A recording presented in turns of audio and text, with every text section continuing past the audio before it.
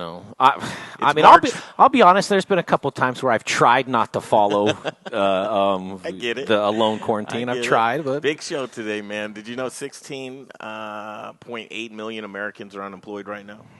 Did you know that? Now I do. As folks are coming into the room, it's March 40th, otherwise known as April 9th. April 9th. My sister's birthday is yesterday. Big show today. Thanks for joining us on today's TME. The Modern Eater Show continues. The voice of Colorado culinary. Again, 5 years serving culinary, Jay. This Saturday, 5 years the show's been on the air. We've been working hard, man. That's 5 years of hey, and along the lines of those 5 years, shoot on over to themoderneater.com and look at 5 years worth of content, or go to our YouTube channel. Even better, go to our YouTube channel, give us a follow, and then just dig into 5 years of the restaurant business. I couldn't have said it any better. Welcome, new sponsor, Rich O'Brien, Elevation Food Service Reps, elevationfs.com. So cool to have a new sponsor during times like this. That's the type of thing that keeps this show on the air. Mm-hmm. Here's what we're going to do, news in just a second. We're also going to do cool people doing cool things, and then we'll get right to the show at 2:15. I'm looking forward to this. Andrea Frizzi is going to join the show from El Posto. He's got some great accolades going on right now, and he said he shed one tear. During this whole thing? When he's got some cards that came his way. Okay. It's a Westward piece. We'll show you in just a second. Krissy Ostermiller will join us from Yaye.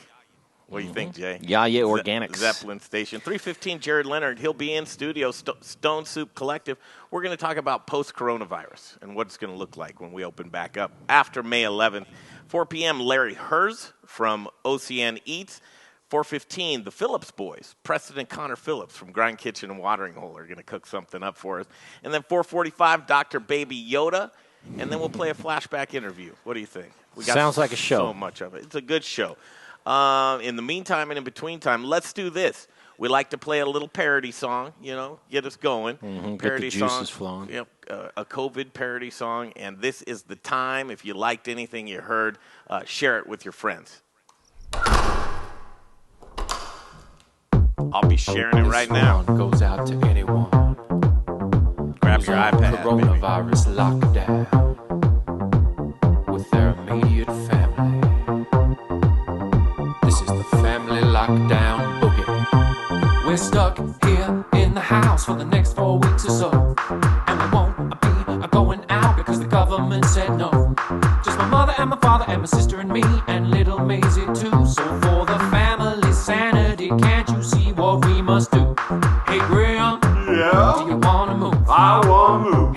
Hey Joe, yo, can you feel the groove? I feel the groove, yeah. Hey Lonnie, what's up? Do you wanna take a chance? Oh yeah. The family's together, so let's just dance. Lock the door, hit the floor. It's the family lockdown boogie. Incarcerated, blood-related, family lockdown boogie. Dancing queen in quarantine, family lockdown boogie. We can't go out, so we're all about family lockdown boogie. What a treat it is to be locked down with these three. Share the because page. we can't get on each other's nerves if we're Share dancing this stream right now. Show's we're about to be staying good. strong and getting along, cause that's just how we do. Won't let this virus divide us, so try this with your family too. Thanks for joining us today. Are empty and the doors are locked. We've got time plenty and the fridge is stocked. We're a nuclear family and we know how to rock. So lock it down and turn it up right now. You don't need to stop. Lock the door, hit the floor. It's the family lockdown boogie. Incarcerated, blood-related, family lockdown boogie. Dancing queen in quarantine, family lockdown boogie. We can't go out, so we're all about family lockdown boogie. You picked a good one, man. You like this? Yeah, I like this one. Family Lockdown Boogie. This one is by Jack Now wash Buchanan. your hands, do not touch your face. Cough into your arm, keep 2 meters of space. Stay inside your bubble, don't forget to smile. And for the next 4 weeks, do a family lockdown freestyle.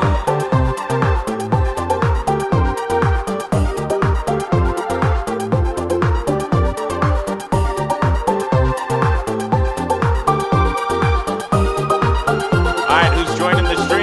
about to do shout-outs. Lock the door, hit the floor. It's the family lockdown boogie. If you share, you get extra love. Blood-related family lockdown boogie. Dancing queen in quarantine. Tons of love. Family lockdown boogie. We can't go out, so we're all about family lockdown. Lock the door, hit the floor. It's the family lockdown boogie. Incarcerated, blood-related family lockdown boogie. Dancing queen in quarantine. Family lockdown boogie. We can't go out, so we're all about family lockdown boogie.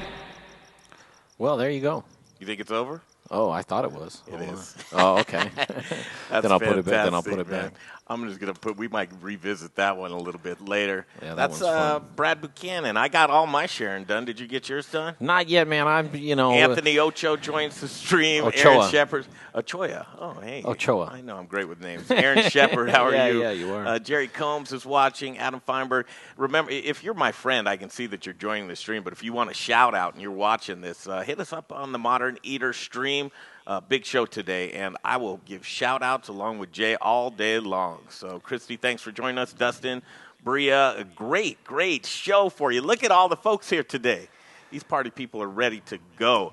All right, without further ado, let's do some cool people doing cool stuff. Oh, no, let's do this right now, Jay. Okay. You know what's cool?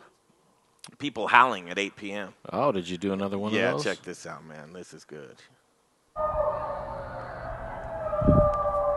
This is in Cherry Creek, Colorado. Listen to these. See, where I live is pretty dense, right? Mm-hmm. So it echoes throughout there. But they were out in full force last night. Are y'all howling? Adam Feinberg, thanks for doing what y'all do. Thank you, brother. Thank you so much. It was someone's birthday, too. Listen to this. You're going to get a kick out of this. It's Howl O'Clock. Or I call it Howl O'Clock. Howl O'Clock, yeah, I like that. But thank you, man. You know, first responders, folks working in the hospitals, doctors, nurses. You're doing God's work right now. Oh, truly, man, it's God's work. Love the photo shoot. You did, Adam. You saw the photo shoot. Yeah, that's an interesting thing. So that's Howl O'Clock last night in my head. But here you go. I think they're about to have a birthday. It's my birthday. So, yours is a lot more fun. All bets are off right now. Jared Leonard's going to join us. We're going to hook up with Chef Andrea Frizzi, El Posto, in just a moment. Oh, Vero Italian. But that gives you a little taste, man. I'll bring these to you every night. I think they'll just get bigger, better, and stronger. Folks are doing that everywhere. So here you go. Into the news. How much longer will we have to stay home and practice social distancing? Clip from the Tri-County Health YouTube. Tri-County Health YouTube, Jay. Dr. John Douglas, who's their executive director. I don't know what this dude's doing, but it seems like he's thinking out loud. But listen to what the doctor has to say about getting back into normal life and business and restaurants. I also think that when we begin to get out of social distancing, it's not going to be everything all at once. It's going to be taking the things that we believe to be the least effective and the most painful and try to reduce those first. So it may mean opening up some of the businesses that have been closed, but having really strict guidelines on how many people are in the store at one time. Or it may be saying that this restaurant or this store can open up, but the staff and even the patrons have to wear masks while they're in there. So lots of ideas Did you about get what that? it looks like. Wearing masks, I mean, I don't see while you're eating. Yeah. I don't see that happening. I want to talk to Jared Leonard about that. Post-coronavirus. Here's cool people doing cool things. The chef has joined us. We're going to get to him in just a second. Chef Andrea Frizzi. Doing good, Chef. We're playing cool people doing cool stuff, and you're actually in the cool people doing cool stuff. Give me just a second here. Here's Rebecca Berry. She's doing great work getting folks together and getting apparel at Lever's Locavore. I'm Here's here Rebecca. At Lever's Locavore, Rebecca Berry with Hot Schedules powered by Fourth and the Modern Eater. So we have a ton of merch that you can pick up, including the First Class shirts and the fancy hats. Jen with Lever's did just an amazing job at the pop-up shop. So you can take a look at the merchandise, see what you can get. I've already had orders for the fancy hats all the way from Texas. We've got a great collection from Bruised Beers here. The guys did such a great job. Thanks, Ryan. We've got sunglasses, hats, baseball shirts, all kinds of stuff. So 100%. So as you can see, and Rebecca was just about to say, 100% of the proceeds for this apparel that she's put together at Lever's Locavore is for sale in a pop-up shop. And in that pop-up shop, you can pay cash to support your favorite restaurant and distillery and bar. She's got a good array of that. The fancy hats are going like crazy, but Rebecca Berry doing great stuff with this. This leads us into the next gentleman. I'm just perusing in westward today, checking out my food news because I love it, and I see love letters and Easter tortas at El Posto. Man, thanks for joining us today. And no problem. I had to recognize you. Here's Chef Andrea Frizzi, Il Posto and Vero Italian. Welcome to the Modern Eater Show. Chef, I'd ask you how's it going, but it sucks out there, doesn't it? Listen, I'm a very positive guy. I have my bad days and I have a good day. Usually, mostly they're good day, but sometimes they're bad because the things that gets me more is see the empty street and have hard time to see people just enjoy life in a normal way. And, I'm just thinking about Castaway. How that guy did 4 years by himself in Ireland, eating raw fucking seafood. I don't know how he did that. But it's very important to see that we need our community, and we definitely are people that need other people to be together. And so right now we're realizing that loneliness, solitude is not fun at all. So zero fun. But zero fun. Turn your phone sideways. See, Chef, turn your phone. There we go. We get full value. I have to ask you, what cigar are you smoking right now? I'm smoking a Corojo Rocco called Herz. It's from Honduras. It's my favorite cigar. It's nutty and soft and aftertaste of chocolate and cafe. And I saved my day. I tell you that much. I'll tell you what. I saw your Facebook post, Chef, and I had an opportunity to visit with you just for a moment before the show, but you see it right there. Here's cards and gratitude towards you and your staff.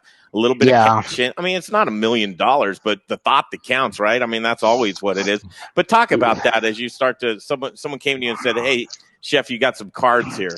Take it." Yeah, So yesterday, every morning I come here around 8:30, right? And because I like to be early, and I go to the Central Market, and my DO came up a little later and he said, "Hey, you have a lot of fan mail." I was like, "Fan mail? I don't have fan mail." And he said, "Look at this." So I open the first letter, I open up, and before I see what is bringing the letter was $40. And then I read, and then another letter was 20, and then 20, and then 20, and then 40, and then 20, and then 60. And everybody was like, "We don't have a lot of money, but there's as much as we can do. We appreciate what you do. We appreciate the fact that you're still open and you try to employ your people as much as you can. And we love what you do. And we want to let you know that you feel so positive. It gives us the strength to be positive." And so it was, I don't cry, okay? I'm Italian. I push everything down really low. But yesterday a tear came out. It just crept out from my left eye. And I felt I never experienced anything like that. And so it restored the faith of humanity, and it made me feel that we're going to be so much better after this. And it was an amazing thing, and I want to experience with everybody. So that's all. Well, there's a lot to unpack there, especially. So for me, it's the smallest things that get us through the day. It's somebody reaching out and saying, "I recognize you. You're doing a good job," or just basically, what are the small things that can get us through the day right now? That got you. That gave you some energy. Probably a little boost for today. That got me. No, they really got me because I'm a strong person just because I am. But sometimes when you have to keep it up for other people, it's very exhausting. And so when you receive something like that, actually that thing's kind of dismantled me yesterday. I was like, oh my God. And my soft side came out, and I don't like it to come out. It's like, stop it. I just say, stay in the back, stay there, sit down, and shut the hell up. But it came out, and it was amazing. So I want to express to people that You know what I saw? I'm telling you something that I really see, and I never saw it before. You know, I used to live in New York during September 11, and I saw a lot of people be patriotic and blah blah blah. But this is different things. This is humanity, and people is the compliance of people and the beauty of people, the little tiny gesture. Everybody say I to you, and everybody ask you. My neighbor come by all the time because they know it's just me. They bring me food. I was like, I have a couple of restaurants. I don't need any food, but they do bring me food. And I don't know. In this tragedy is a lot of beauty, lots of it, and it's a lot of beauty to look at it. So we have to look that side too. Absolutely. Just couldn't have said it any better. And again, Chef Frizzi here with us, and you're right. You can't sit down, can you? You need to constantly be walking around. You don't know. I stay in my house. I have a porch and a backyard, and I just walk around my front porch and feed my squirrel and listen music. I can't sit down and read a book. I tried to read a book. I really did. Wait, don't go past the squirrel. Thank you. Yeah, thank you. Because I saw that picture. Is that the same squirrel that visits you all the time? That's my squirrel. That's Benjamin. Every day, dude, he come to my feet and he show up. In the morning when I leave with my car from the garage, he go on a fence and he say goodbye to me. I'm not joking. Why'd you name him Benjamin? Because he look like a Benjamin. He looks like a Benjamin. Because he just looks like a Benjamin. Why else, Greg? Yeah. What the hell's wrong with you? Okay, if you look like a duck, it's not like a duck is a duck. So that's a Benjamin. I was thinking, all right, maybe he's money, but Benjamin Franklin, something. I don't know. No, he's look like a Benjamin. Let's do this. I hate to ask, but we've been having people sound off and react. It's been. This better than anybody else. 25 days since your dining rooms have shut down.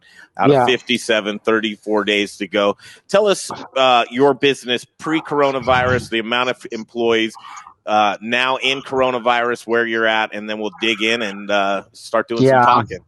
So we have pretty much 70% of the staff is in unemployment.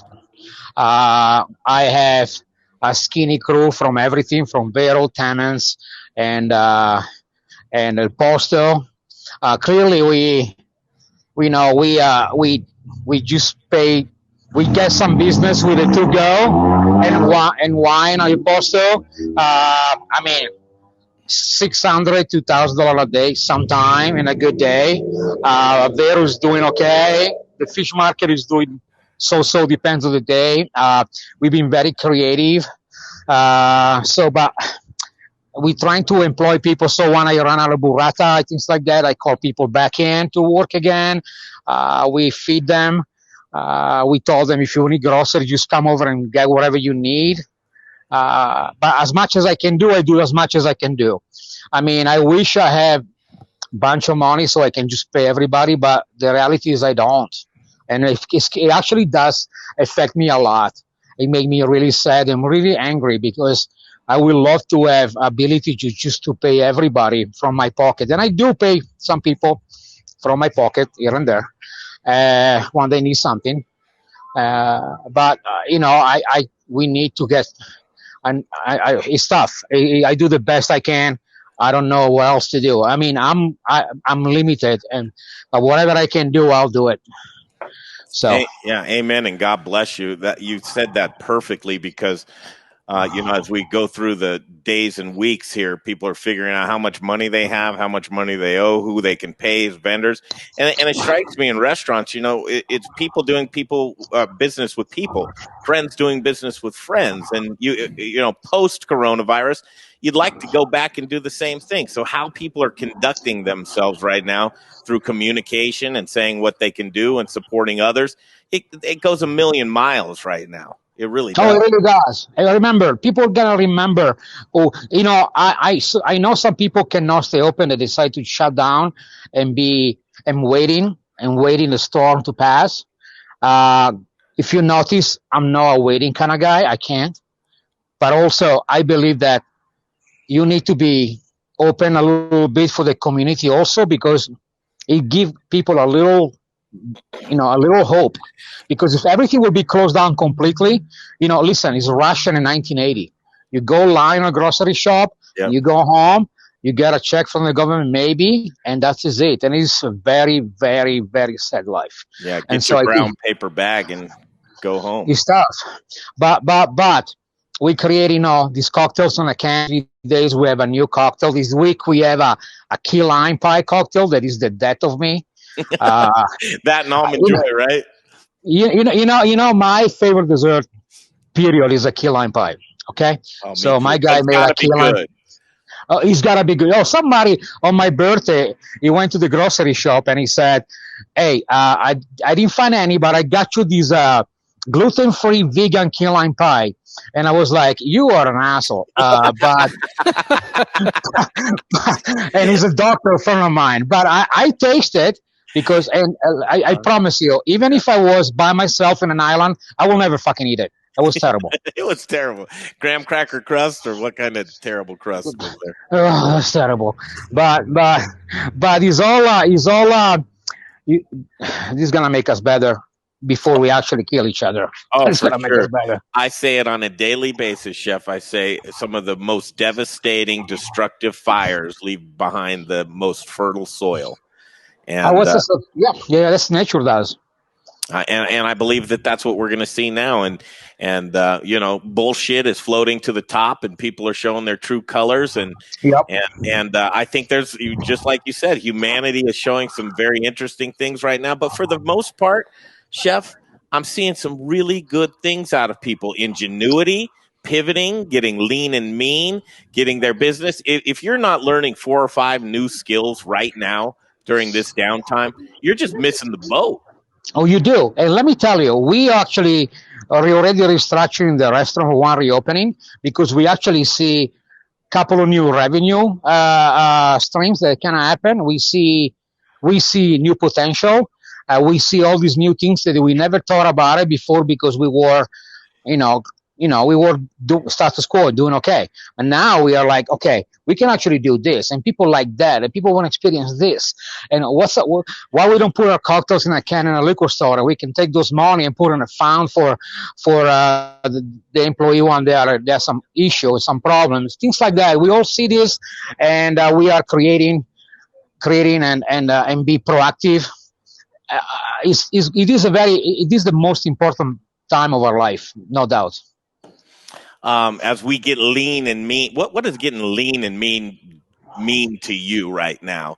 As far as you kind of hurry up and wait and then get ready, because if May 11th is the date that we open up, your businesses are going to look so much different, but you're going to be ready to build on top of that, I'm sure. We do. I think 3 things going to happen. Number one is going to be a slow start. They're not going to just open you up right away completely. They're going to give you some regulation to let it go. Few things to make it work, because they want to make sure that. But the point is, you can't stop people to go out, because people already right now are losing their mind. So when they reopen it, we're expecting a gigantic surge of business for everybody, but also we're expecting people to be more conscious about social distancing anyway, because they are different. They will. But the things that really, really excite me is people understand that without small business and bar restaurants, life is not worth living. It's just not. It's nothing. It's not. It's not.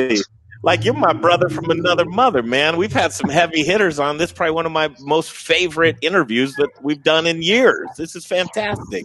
You're so on the money, Chef. And again, if you're just joining us, welcome to the Modern Eater Show. Chef Andrea Frizzi here, El Posto and Vero Italian.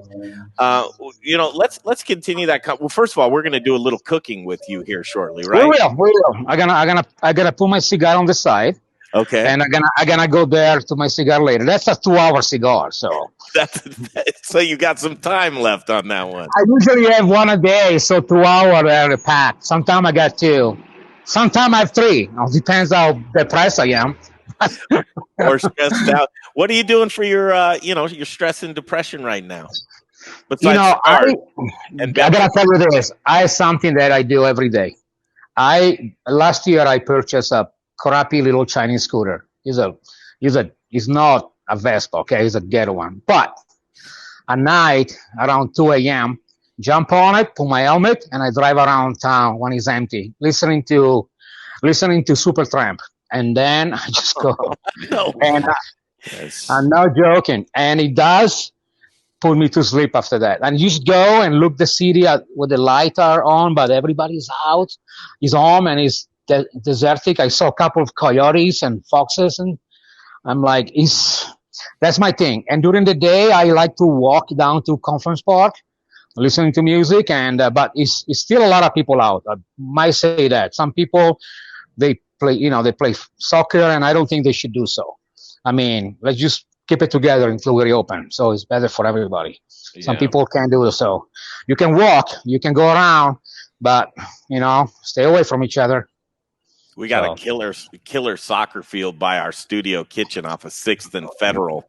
I don't know if you've ever seen that view, but once this is all said and done, we'll get you over to our studio kitchen and get you cooking in here. Let's get inside your kitchen, chef. So give me a second. Let me take my put my apron on it, and then we're gonna go there and do a little pasta because you know what? 1 second, right?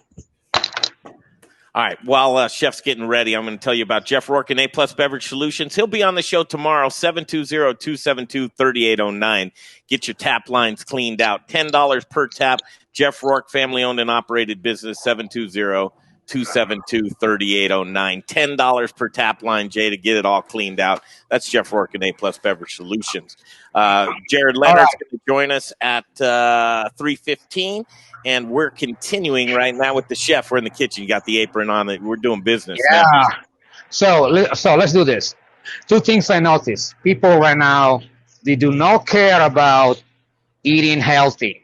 They're eating comforting, whatever that means, right? They're eating things that the food make them feel better about themselves. And I agree with that. And pasta is one of those beautiful things, pasta is just a comforting, beautiful situation. They give you that the peace of mind. And so, we are very famous at Posto for our pappardelle. 1 second.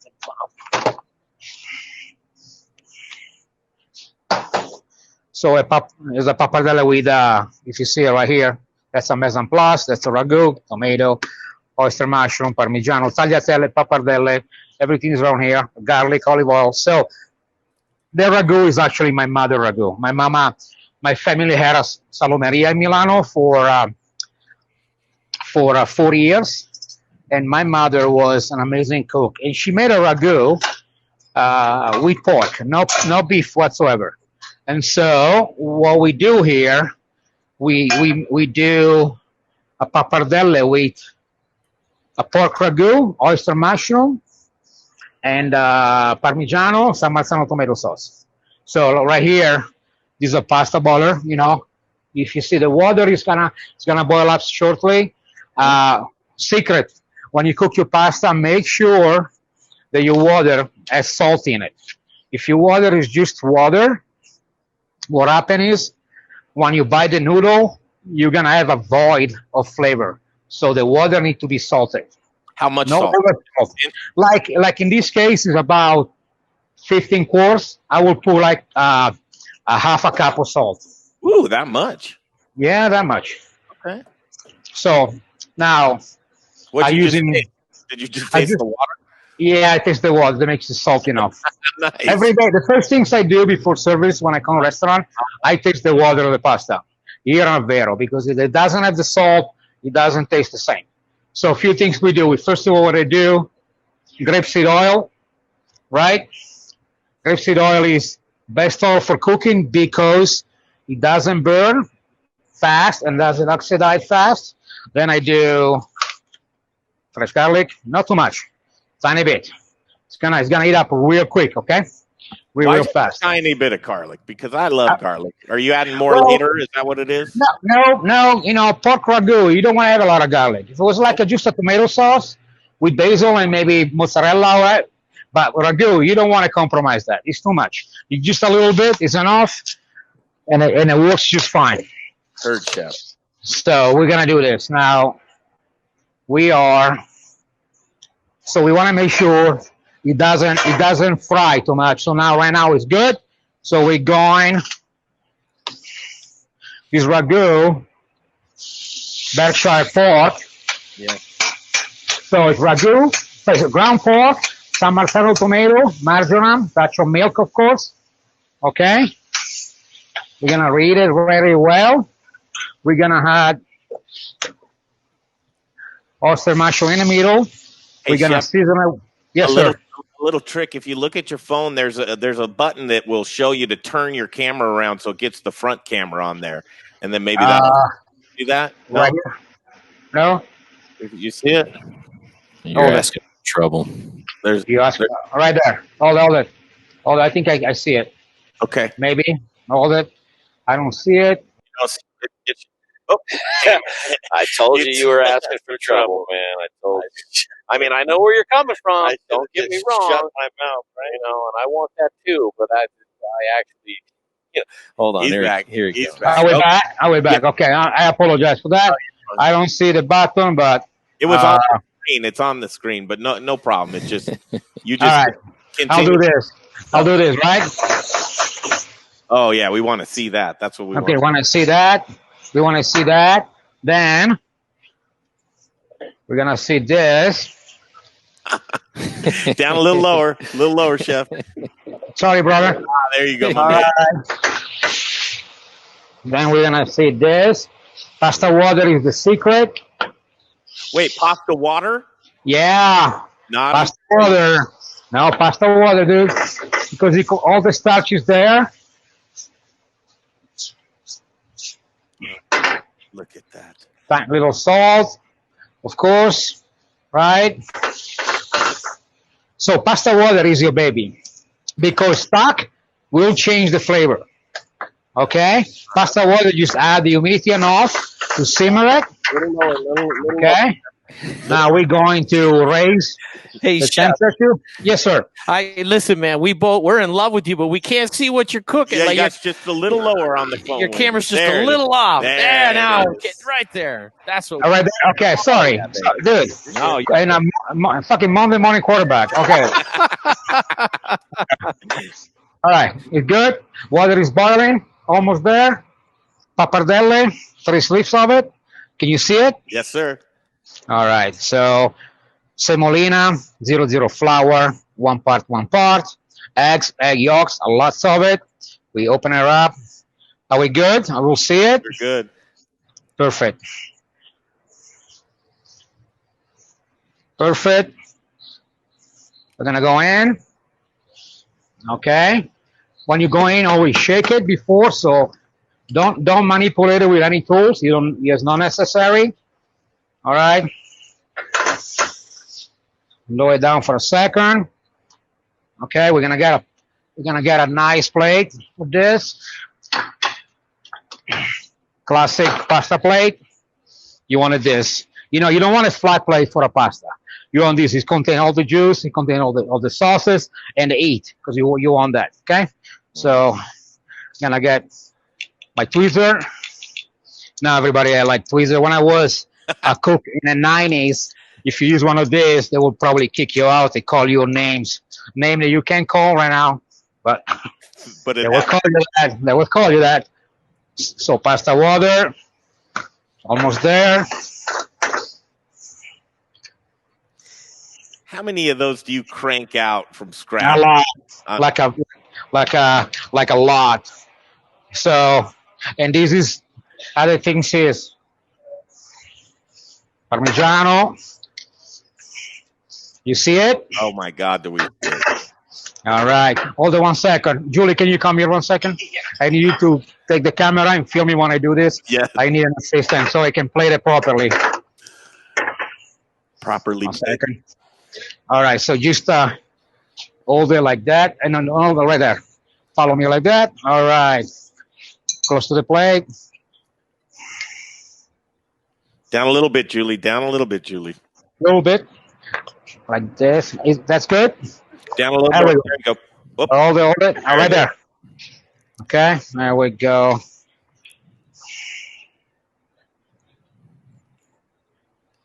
Who's not hungry right now? I'm starving. I don't know. Guess what? I'm going to eat it, and you know it. So,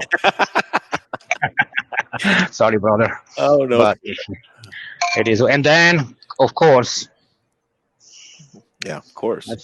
that's it. Thank you. That's it. That's your bad boy. That's the right bad there. boy. So you held back on a little bit of that sauce. You need a ratio there, right? Now I'm gonna take a piece of bread and I'm gonna dip on it. God. Because I'm Italian more than you can believe. So that's it. We made it. Who wants some pasta? Come here. Come on, Tony. Tony, always angry. You know why? He has too many tattoos. You have to feed them. Such a bullshit. Chef, this is fantastic. All right, let's do this. So folks are getting hungry right now, and they're like, okay, well, when can I go pick up some food or order it in, and what's your menu looking like? So 2 o'clock to 8 every day. You can grab in, you can call in, you can go online. Menu is awesome. It's hold on 1 second. I don't know if you can see it right now.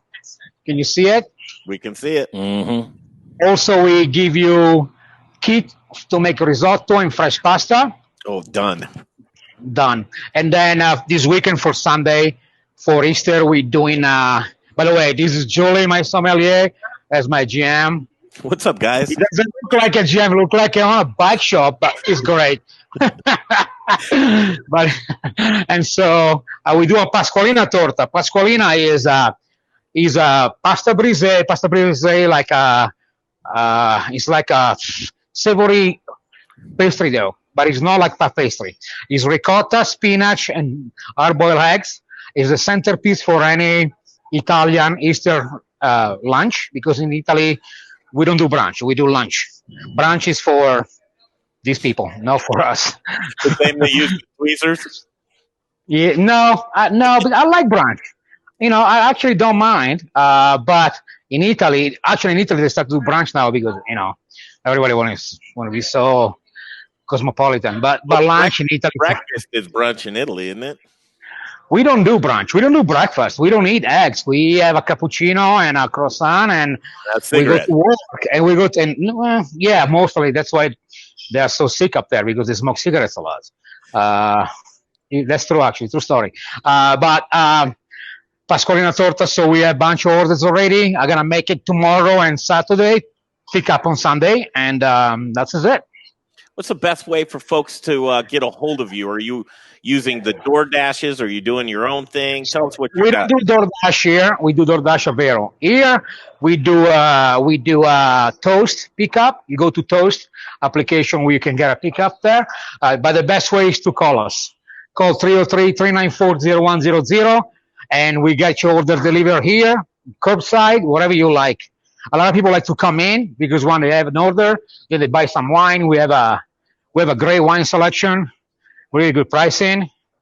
If you see, we sell our Italian coffee too. We sell our own cocktail. Hey, can you give me a can or a cocktail, please? And then we bottle our own things. Oh, right here. There we go. See the key lime, buy one. And so we do all kinds of things we can do. And that's it. And by the way, these are the letters. We put it up here. We read it all day. Hey, They're read me one. sweet. Would you read me one? Yeah, sure. This one is thank you so much for all you contribute to the community. You are so appreciated. We are in this together, and we'll get through this together. We are sending you all the best. Continue to be amazing. This is what I want to say. The love you give to our restaurant community is a beautiful thing, with gratitude. So they're all like that, and they are. I'm not gonna read them more because then my soft side comes out, and I don't want to do so. Well, we like this side, but we'll probably like your soft side too. And hey, listen, we'll probably like the side of you when you're kind of being an ass too. Because you see my parents' photo up here. Is that really? That's my parents' wedding day. Yeah. Oh man, how cool is that? Yeah. That's the way a man kisses a woman, by the way. I was going to say, man, your pop's not messing around with that kiss on there. Dude, you have no idea. My father loved my mother like a man should supposed to love a woman. Oh man, God! If that's not I mean, it does that personifies the Italian culture right there? Love and food, right? Yeah, love and food and community and people. That's why we're struggling too, because our Italian side of everyone is coming out. You know, we missing. You know, when you say, I need some space, I do not think anyone gonna say that anytime soon. Yeah, that's right. Oh no! In fact, there's going to be a lot of babies in December, and a lot of divorces. and a lot of divorces. So if you're single, get ready to ramp up because there's gonna be a lot of opportunities. I promise you. I think you might be right. I want people to just flood you with appreciation. In this interview, I think people fell in love with you and Chef Andrea Frizzi. You know, send them cards. I want to see you full on cry, Chef. I want to see if that can happen. The only one that happen if my soccer team doesn't win the Championship League, then I cry. But besides that, I cry inside. What do you want to leave our audience with today? And I have a feeling it will be a message of inspiration. So don't be short-minded. If you can forgive any debt to anyone right now, they will be good later. But you have to be together because this is all together. If we are all together, if we stop messing around with all little tiny things, we'll come out really well. We can all save our businesses and be together if we are together. If not, the only strong survive, and the strong usually, sometimes they are not the best people. Wow. That's all. That's good, man. Okay, just throw your phone against the ground and destroy it as a mic. No, you don't need to do that. Listen, I don't fucking think so. That's not happening. I just bought this one. So. You just bought that? All right. I'm sure you have insurance. All right. I hope you do. I do, but I don't like to restart the phone. He's a bitch. I get it. Good. Hey, man, you know what's kind of cool to see is look at the trees out there showing signs of life. I know. It is amazing. And by the way, if you look the street, this is what time is it? 3 o'clock? Uh-huh. This is 3 o'clock. Look at this. It's a ghost town. 3 o'clock. Couple of trucks, couple of cars. These are the 3 cars of my staff right here. Mine, another 2. And that's it. Another staff car right there, the white one, is one of my employees. And that's it. And we're working. Chef, I'd wish you good luck, but I know you're doing all the right things to get on track. And, thank you. My best. The community loves you. Thank you so much, Chef. Hey, thank you for having me in. Absolutely. There he is. Ciao. Have a good day. Ciao, Chef. Ciao, Chef. Ciao. Whew. That's a good one, right? Man, I'll tell you, I mean, I say this almost after every interview, like, that dude's so cool. I'll tell you what, Chef Andrea Frizzi, he takes just down-to-earth, cool, talented, smart, to a new level. He is who he is. He's comfortable with himself. Exactly. And I'll tell you this, I mean, you could talk to this dude all day long. And will. All day long, every day long. I'm having a beer with that guy. Oh, yeah. Oh, yeah. Brian Green says on the stream, I'm too hungry to be here. Yeah, I get it, man. Chef Paul Huddleston watching. Kevin McCrossin, you guys have got me laughing out loud. Great interview. Good. Yeah, thanks, glad Kev. to hear that. He's coming on the show Monday, by the way. Zach Johnston's watching. Eric Weber's watching.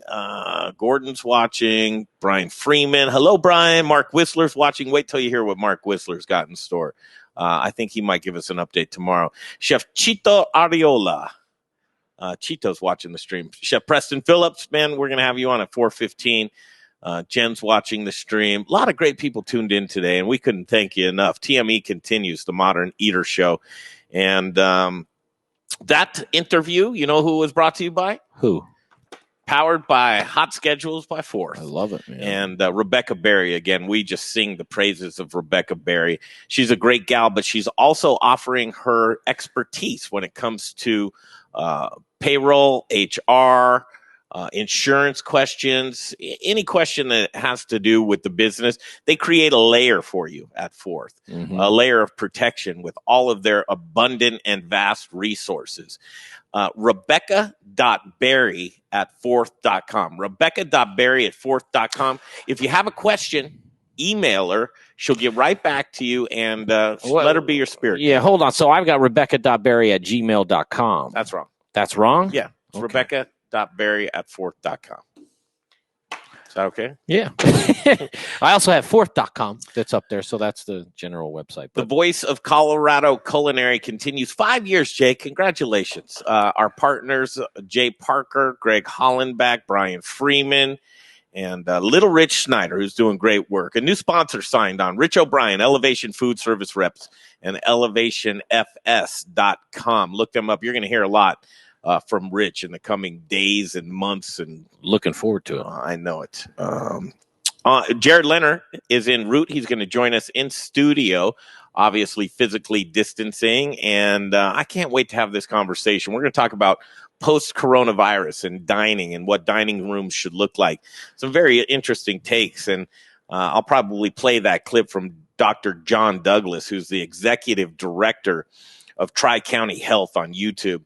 And he says that basically, once we get back to something that resembles normal, that right off the bat, it's going to be a slow roll. And folks are probably, I think he was thinking out loud. He had to have been, because I don't think they'll open restaurants back up if it's mandatory for you to wear a mask while you're dining, eating, and drinking. That's a tough pill to swallow right there. Yeah, I mean, I don't know how that would work.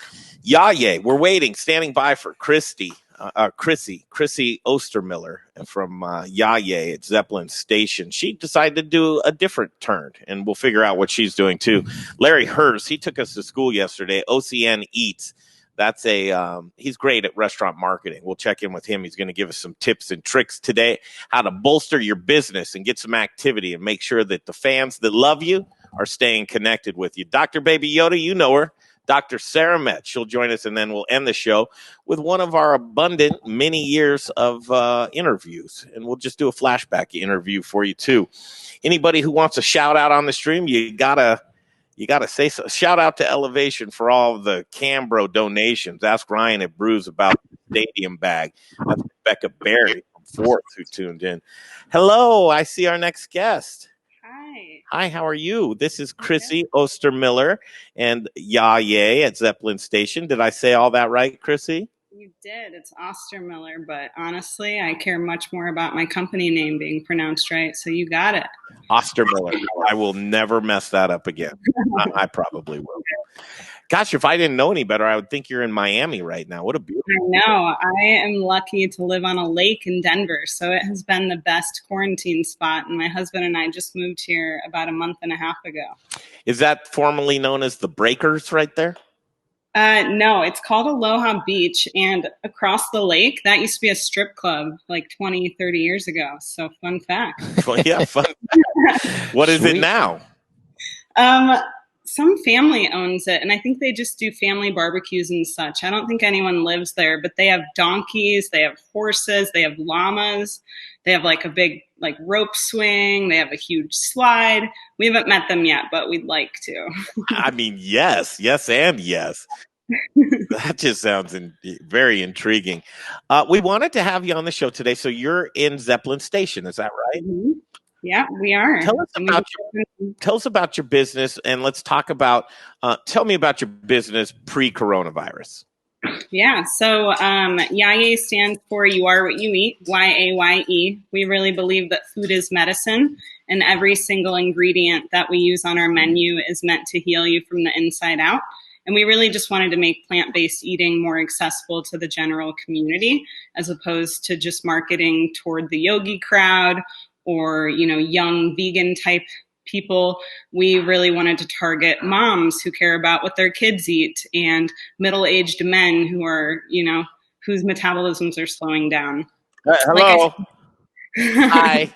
Yes.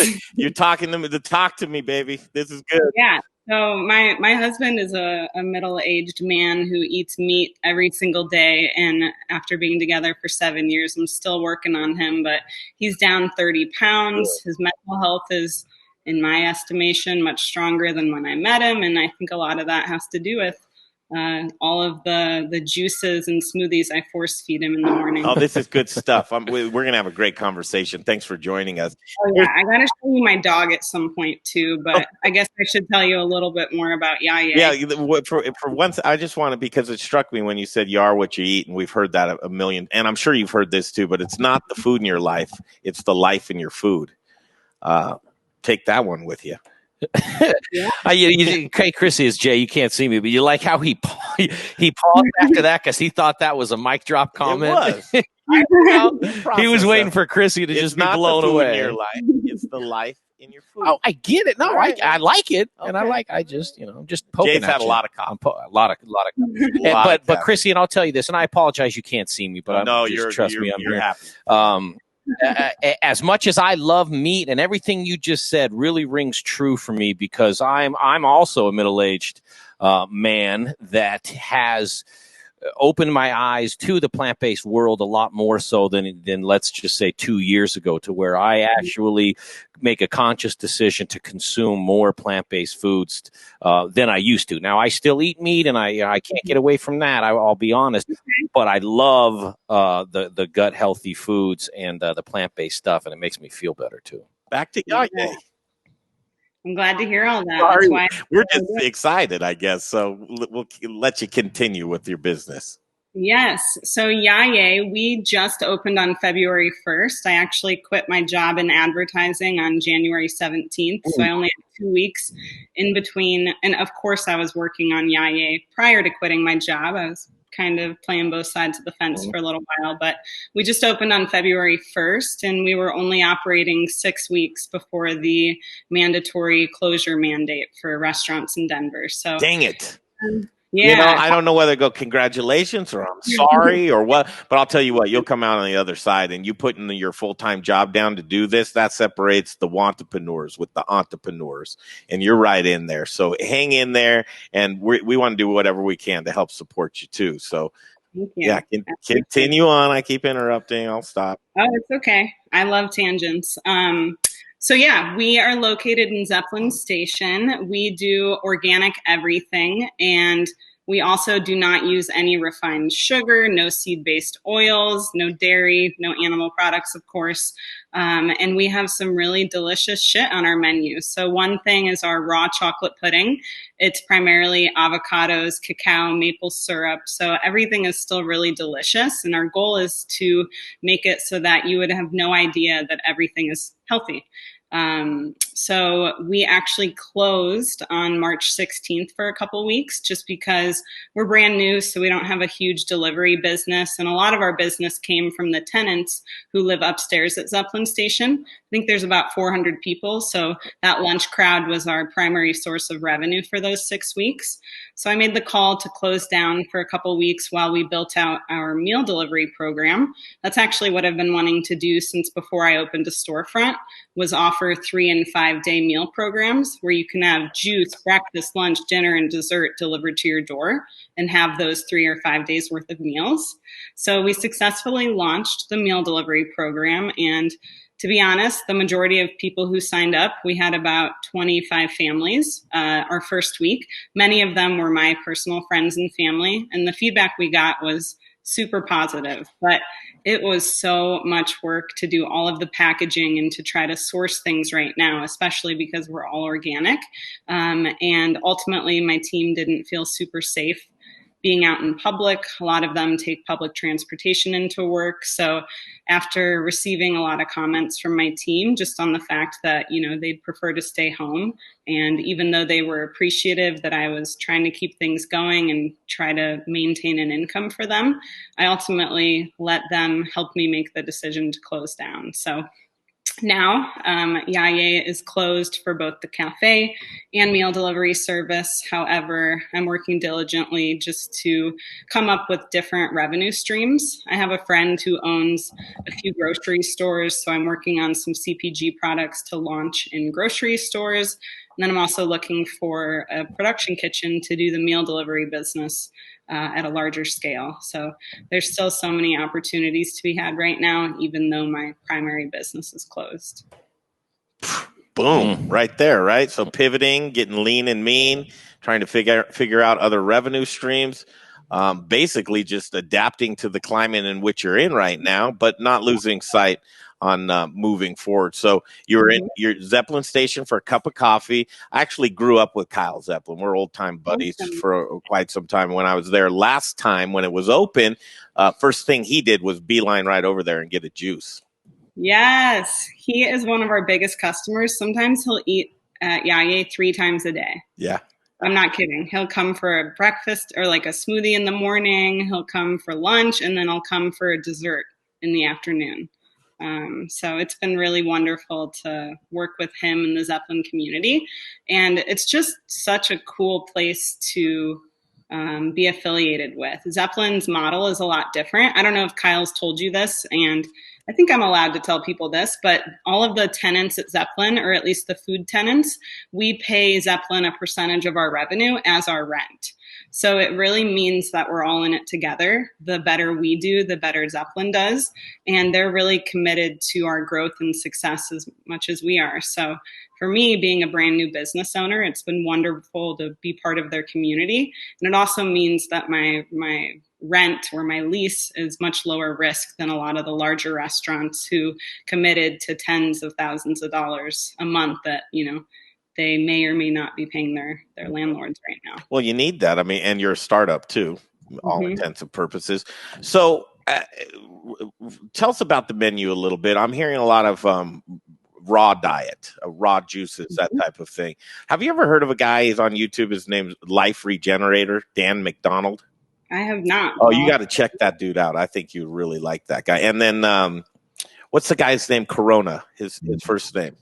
Weird to have his name right now, Corona, but he is a raw juice guru. Tony Corona? No. God, that sounds good though. No, but I really admire folks that kind of go in that sense, as though I think that a lot of times it's very misunderstood of why that it's doing it, but getting enzymes and raw nutrients into you in its purest way, that none better than juicing. So, talk to us about your menu a little bit, and then we'll talk about post-coronavirus, and then we'll let you get on your merry day. Yes, that sounds good. So I'll get to the menu in a minute. But of course, the first thing on our menu is raw, organic, cold-pressed juices. And I guess I'll just share a little bit about why I started juicing a couple years ago. So loss has been a big theme in my life. I lost my mom, my brother, my grandparents who raised me. And a couple years ago, I actually lost 4 additional family members in a plane crash. I'm sorry. It was honestly devastating. It's okay. I have a really strong support system, and luckily I have really good mental health, but I attribute a lot of that to my juicing. So after the plane crash in late 2018, I was just ridden with anxiety. Like, all I did was think about death when I was driving, when I was flying, when I was hanging out with friends. It was really difficult to avoid that anxiety of just thinking about dying or people in your life dying all the time. So I researched natural ways to combat the anxiety, and lo and behold, juicing is one of the best ways to improve your mental health, because as you said, it's loaded with phytonutrients that support a really healthy gut and brain. Each of our juices has 3 to 4 pounds of fresh produce, and there's a ton of good antioxidants that rid your body of different toxins so that you can think and feel your best. So having a healthy gut is really important, because your gut and your brain are connected via the vagus nerve. So the mind-body connection is really real, and juicing is what allowed me to overcome all of that anxiety and actually have, the motivation and the purpose to build a company like Yaye. Yeah. Lou Corona, that's who I was thinking about. If you ever want Lou Corona, check him out. I will. Thank you. I appreciate that. That's what. So juices are just one aspect of our menu. We also do smoothies, and we're a little bit different than some of the other juice and smoothie shops around Denver. Most of them buy a lot of inventory from distributors. So they might buy like almond milk from a distributor, which ends up having a lot of preservatives in it, even if it's organic, and they might not make their own granola in-house and things like that. So a lot of the other smoothie shops around town, they're just kind of, putting things together. Whereas at Yaye, we make everything from scratch. So all of our nut milks, all of our granolas, all of our vegan cheeses, it's all made from scratch. And we're really grateful to have a production kitchen at Zeppelin Station. So we have our little storefront, but we also use the commissary kitchen in the back to make a lot of those other things, like the granolas, which require an oven. So juices, smoothies, and smoothie bowls. And then we do some really bomb-ass salads. Our Caesar salad is to die for. We make our croutons from scratch. They're vegan and gluten-free, and you would have no idea. And then we have like a Buddha bowl. We have a beet-based veggie burger. And then we have all of our different desserts, like a raw key lime pie. I think I heard that. Yeah, that's right. Chef Frizzi. Yeah, he said his favorite. Let's get one over to him. Yeah, so ours is to die for, but it's actually healthy. So the base of it is just cashews, like the actual crust is made from 3 ingredients. It's cashews, dates, and coconut. And then the actual filling is avocado, lime, maple syrup, vanilla, a couple other ingredients. So I'm a fat kid on the inside. I love to eat all day, every day, and I love to feel full. So because I love eating dessert every single night, I had to find alternatives to the sugary, processed types of things. So all of our desserts heal you from the inside out, and we have a superfood spotlight associated to every single thing on our menu. So when you eat the key lime pie, you're getting a lot of vitamin C from the lime, you're getting a lot of healthy fats from the avocado, and the other nuts that are in it. So we like to educate our community on all of the healing properties of our food, not just so they buy more of our product, but just so that they lean more into plant-based lifestyles in general. For sure. I have a confession to make. I told Jay, I said Jay before the show, I said, I'm really hesitant of interviewing her because it just seems so sad. She shut down and I don't know what her mood's going to be like. And, it's a weird time right now. And Jay said, trust me on this one. And talking to you, your passion for what you do and just your ethos of how you look at food, and you're very well educated. I have no doubt that you're going to do just fine because you own your niche, is what I'm telling you. But here's the tough question I'm going to throw at you if you're ready. Let's do it. Okay. So with everything being cost-based right now going forward, I think more mainstream, they're going to care less and less about buying organic. And that's going to set you apart, I think, for a population of restaurants that are probably going to turn their back on that a little bit. This is just me spitballing and talking out loud, but we'll put it in your corner. Will this, anything cost-wise, have you cut any corners right now? I think I know the answer, but give me your opinion on that. Absolutely not. My ethos is that I don't want my customers eating anything that I wouldn't personally eat. And I'm kind of psycho about what I eat. When I go grocery shopping, I read every single ingredient label. So I will not even buy ketchup if it has added sugar in it. And where do you shop? Natural grocers. Yeah, that's what I figured. They only have organic produce, and then you get Annie's ketchup. No, I get Primal Kitchen's ketchup. So yeah, I think it's called Primal Kitchen, and it's funny. I didn't know this, but their motto, and they actually have it trademarked, is "You are what you eat." So Yaye stands for "You are what you eat." So my company values definitely align with theirs. Have you trademarked that?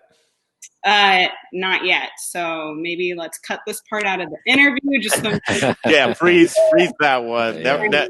Never mind. Prank call. Honestly, I do think it's important to trademark, but I'm of the notion that I want to share as much of my recipes as possible. Like my neighbor yesterday, he's like, "Oh, I just can't make smoothies as good as you." And I'm like, "All right, let me send you all my recipes." So now he's making my exact same smoothies that I make in the store at home. And I send recipes to people all the time, like the general community, and I'll give away all my recipes because if it allows you to eat more plant-based, then let's do it. So not that I'm comparing myself to Elon Musk, but all of his intellectual property is, open source on the web. So all of these other car manufacturers are taking that IP and they're using it to make the world a better place by building, more solar powered or, electric vehicles. So I kind of take that same mentality of hey, take whatever you want, as long as you're also promoting,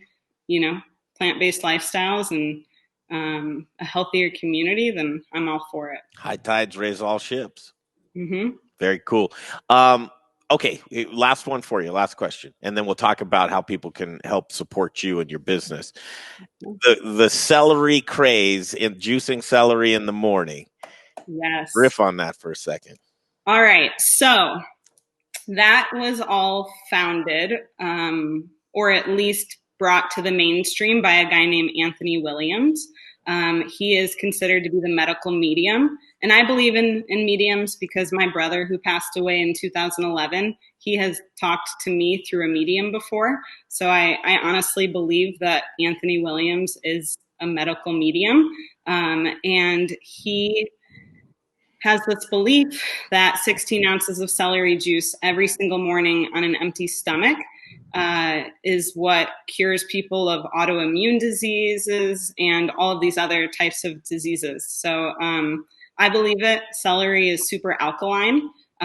Acidity just, gives your, it basically creates this environment in your body that's prone to diseases and inflammation and such. So maintaining alkalinity in your body and raising your body's pH is one of the best ways to easily fight off disease and boost your immune system. And celery is just a really easy thing to juice in the morning. It's cheap. Mm-hmm. I like to sometimes do like an overall green juice. So in addition to doing celery, I'll also do kale and spinach and green apple and lemon and ginger in my green juice. I heard not to bastardize that celery juice. Just do the celery juice and then go on with your day and do some other juicing. Yeah, that's what Anthony Williams would say. And I agree. So earlier when I was talking about my mental health journey and recovering from the anxiety of all of the loss I've experienced, I was actually celery juicing for 2 years. Not only because I believe the medical medium, but also because celery is like the easiest thing to juice. It's like already long, totally, and like skinny enough to fit through your juice. And it yields a lot too. Yeah, it's basically water, but like it's real salty though too. Real salty. Yeah. If you cut off the leaves, your celery juice will taste a little better. I don't mind. I mean, I throw it all in there. Yeah, my mother-in-law actually started juicing celery maybe 3 months ago, and she was like incredibly inflamed. Like her hands were just 2 times thicker than they are now. So she has not changed anything about her diet except integrating the celery juice in every morning. And it's helped her so much. The most important thing to remember is after you juice anything is to wait 30 minutes to eat anything else. Like even drinking water can dilute the medicinal properties of the juice. So you want to drink juice, whether it's celery juice, green juice, any type of juice on an empty stomach. Let those nutrients really soak in and do their job. Because if you're eating a hamburger with your juice, your gut's going to be processing those all together. So it's much better to process those healthy nutrients on their own. Okay, Jay, we're going to have her back a lot because I just like the conversation. And I like the conversation about helping to tighten up that leaky gut and to lower inflammation, and just basically getting that gut where it needs to be. You're just going to poop way more often, so you got to be okay with that. Listen, hey, when you get to be our age, ask your husband. We live for that. Oh, yeah. We live for that. Okay, how can we help support you? And again, we're going to have you back a lot of times. So yeah, I think just being part of this online community is wonderful. Like I said, we're closed down right now, but May 11th or 12th, whenever we're able to reopen, I would love everyone's support. Come in, grab a juice, grab a smoothie. Our juicer, like we invested in the best juicer in the world. It was, more expensive than a lot of people's cars. So it really will heal you from the inside out. And I guess just sharing the overall philosophy of eating more plants. Yeah. And it doesn't mean you have to cut out the meat or the dairy, but by integrating more plants into your diet, you're automatically gonna, Yeah. If we were offline, she'd say, there's no business for that dead flesh to rot in your body right now. There's probably a lot of things that you do, and we'll go in those. As we sit next to Johnny Barbecue over here, whose his whole business is meat. Now, I'm married to someone who eats meat 3 times a day, so it's okay. Hey, Krissy, 2 things tonight because I know Greg needs to wrap up here. One, and I don't say this lightly, I will be at Yaye to get some of that juice because because I will, and it's my thing. And two, as long as the whole meat thing versus vegetables, and my 2 cents is like, it's just as long as you're like you're what's the word I'm looking for? That you're transparent about what you're doing, right? So it's like Jared Leonard will tell you, listen, man, don't eat brisket every day. Like you can't eat brisket every day. He would tell you You're not. that. Well, I mean, he will from a health perspective. He gets that. Like don't eat brisket every day. Now, plant-based stuff you can eat every day and you'll be fine. But as long as, it's like Krissy saying, hey, my husband's a meat eater, man. He goes Are you going nuts. for moderation? Is that what you're looking for? Well, Everything in moderation? I just wanted to be in the conversation. Oh, Jay, You gotta eat like your ancestors ate. Like your ancestors didn't have factory farms. Those animals were treated well. I think the biggest thing about eating meat from factory farms is that those animals, they're, injected with hormones. Yeah, they're drugged out.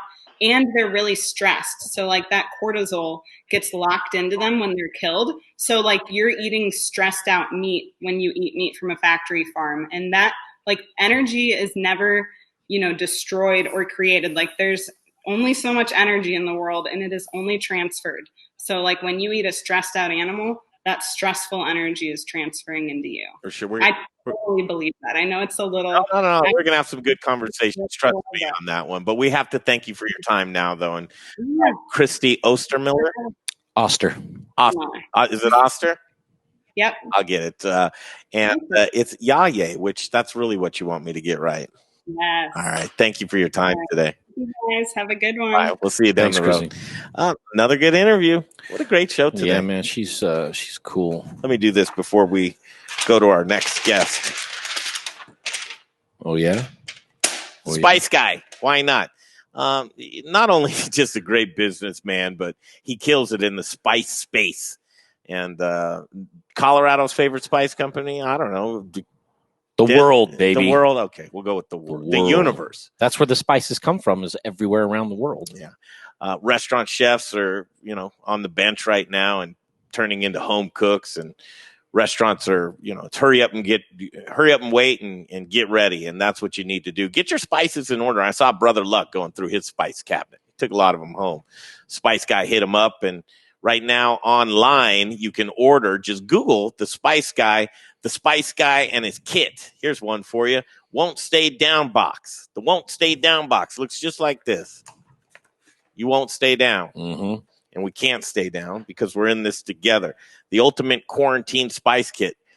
The restaurant business is slow, but you don't have to be. Get to hurrying up and shop online with them. Support local. It's a great guy. We love him. The chicken loves him too. So does Sam Pasquale. Buy spices. Spice Guy. Hey, Jared Leonard. What's up? Why do you look tan? I was working on the roof yesterday. Oh, of course you were. Why wouldn't you be? Got nothing else. You got to get on the roof. Got to get on. I was installing a swamp cooler. Put that real close to you. Yeah, there we go. How's that? Is that better? That's great. Yeah. All right. You got to do it yourself. Yeah. Get done right. Wow, you're in shape too, man. Yeah. I feel like a shell of myself over here.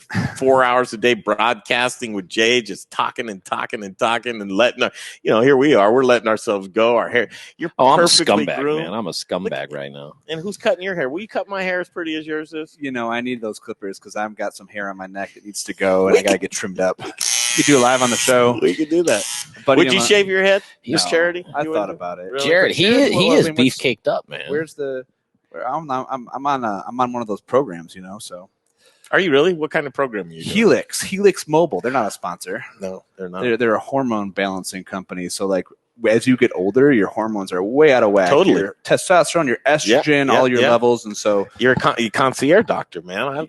I see one myself. Yeah, cool. So they got a program to kind of level you out. So I'm on one of those. I got middle-aged dudes, man. I got to stick myself with the needle. It's really you're weird. doing the intravenous, huh? Yeah. They do pellets in the ass, Jared. Yeah, I don't like to take it. You don't like the pellet in the ass? I tried it a couple of times. It wasn't for me. Wasn't for you. I understand. You just like to get stuck daily, though. I spent the night at your house one time. Remember that, Greg? Well, you don't. Oh boy. Oh boy. You don't.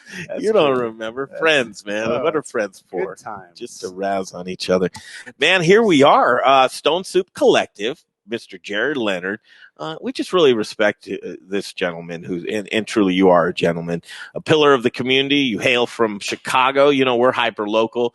We have always had the conversation. What have we known each other? A couple years now? Yeah, 2 years. And just kind of when you're settling in, you took a young buck like me and you said, you know what, Greg, let's collaborate a little bit. Smartest thing you ever did. Yeah, I know. You tell me that. I taught you. I introduced you to everyone in the city. I know. I'm grateful.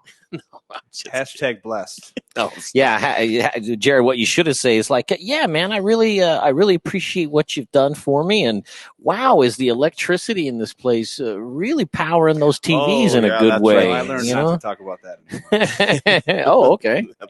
we didn't pull a permit for that, Jay. Shh. No, that's not what I'm talking about. What are you guys talking I don't about? know what He hooked up our Prank Nintendo. call. I had a Nintendo from Prank call it. 1988, and he hooked it up for me. Dude, talk about your businesses real quick. I brought you some pizza. Did you really? Oh, you know what? Let me grab that so I can Good put it on bounce. camera. Yeah, let's Pizza, do some that. good pizza. So we're Stone Soup Collective. We've rebranded a little bit. We call ourselves SSC Hospitality now. The soup in the name of the restaurant group. It's a ode to an old children's tale about. You've told me small this. Please tell components. this story. So Stone Soup, and just to finish that thought, we abbreviated it because many people thought that we were a soup company, and we're not.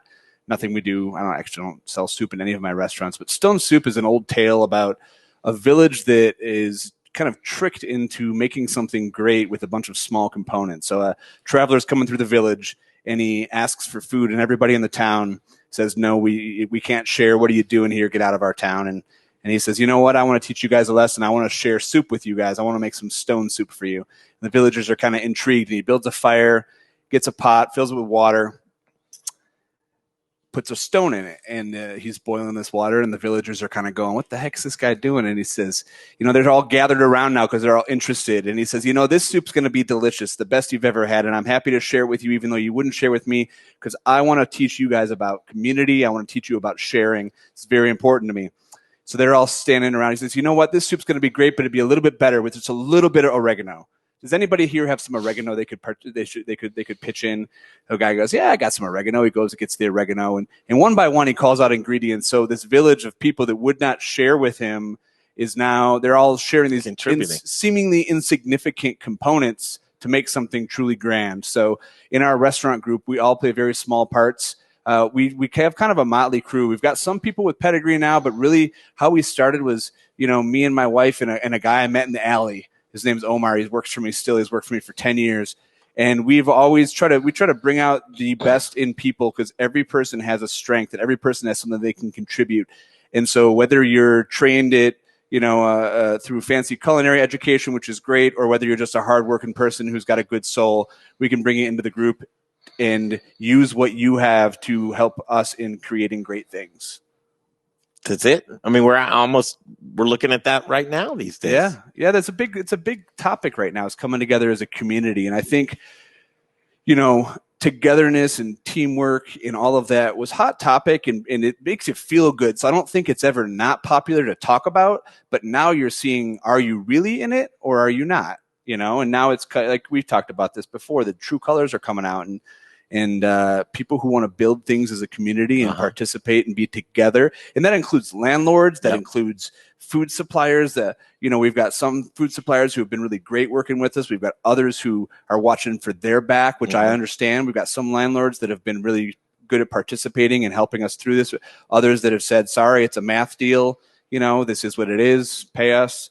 And we've been fortunate some of our restaurants to still be doing okay. So, this epidemic, this pandemic, this crisis is really, I think, giving people an opportunity to step up and show how much they really are in it. Yeah, you're seeing it right now, and you're absolutely right. Either you're with us or you're against us. Which direction are you working in right now? And folks that I'm talking to, there's optimism out there, and I think just by nature, humans are optimistic. You kind of have to be. I mean, you need a purpose. The good ones, but I think people come around to it at some point. Some slower than others. Yeah. We're not doing this 3.5 hour broadcast every single day just because we just have nothing better to do.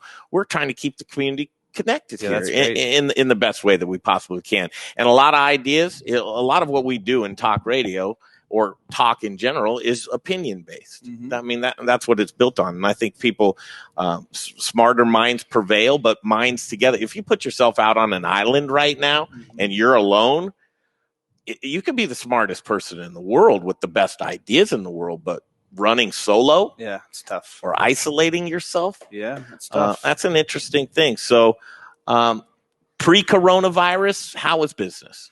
It was good. You know, this it was okay, I should say. It was fine, but we were looking forward to second quarter of the year, which is the best for everybody, Yeah. right? So we get through the winter.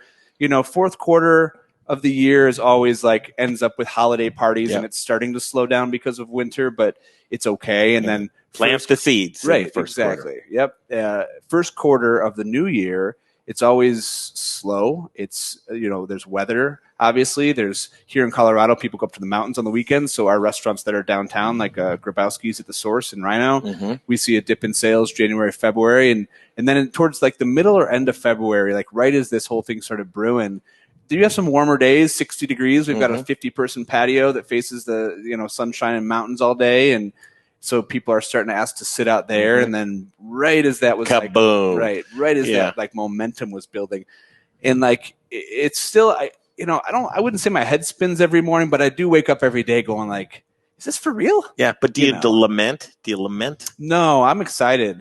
You know, and you know what? I'm an optimistic guy, and I shouldn't say I'm excited because that's probably I should be a little more somber. Well, I mean, is that insensitive? Because that's the sentiment a little bit.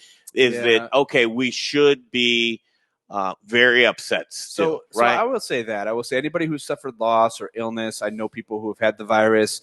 I don't know personally anybody who's passed away, but obviously tens of thousands have, and more probably to come. And you know, my heart goes out to them, and that's really, really tough to deal with. And, you know, just like death in any time. So whether it's from COVID or from anything else, that's tragic. So I'm not being insensitive to that at all. I think where my optimism lies is that coming out of this is going to be the hardest thing we see in our lifetime. And I always see that as an opportunity to take inventory, to look at what we're doing, look at purpose, really try to build a strong foundation for what's next. Okay. So the term we've been using is pruning the tree.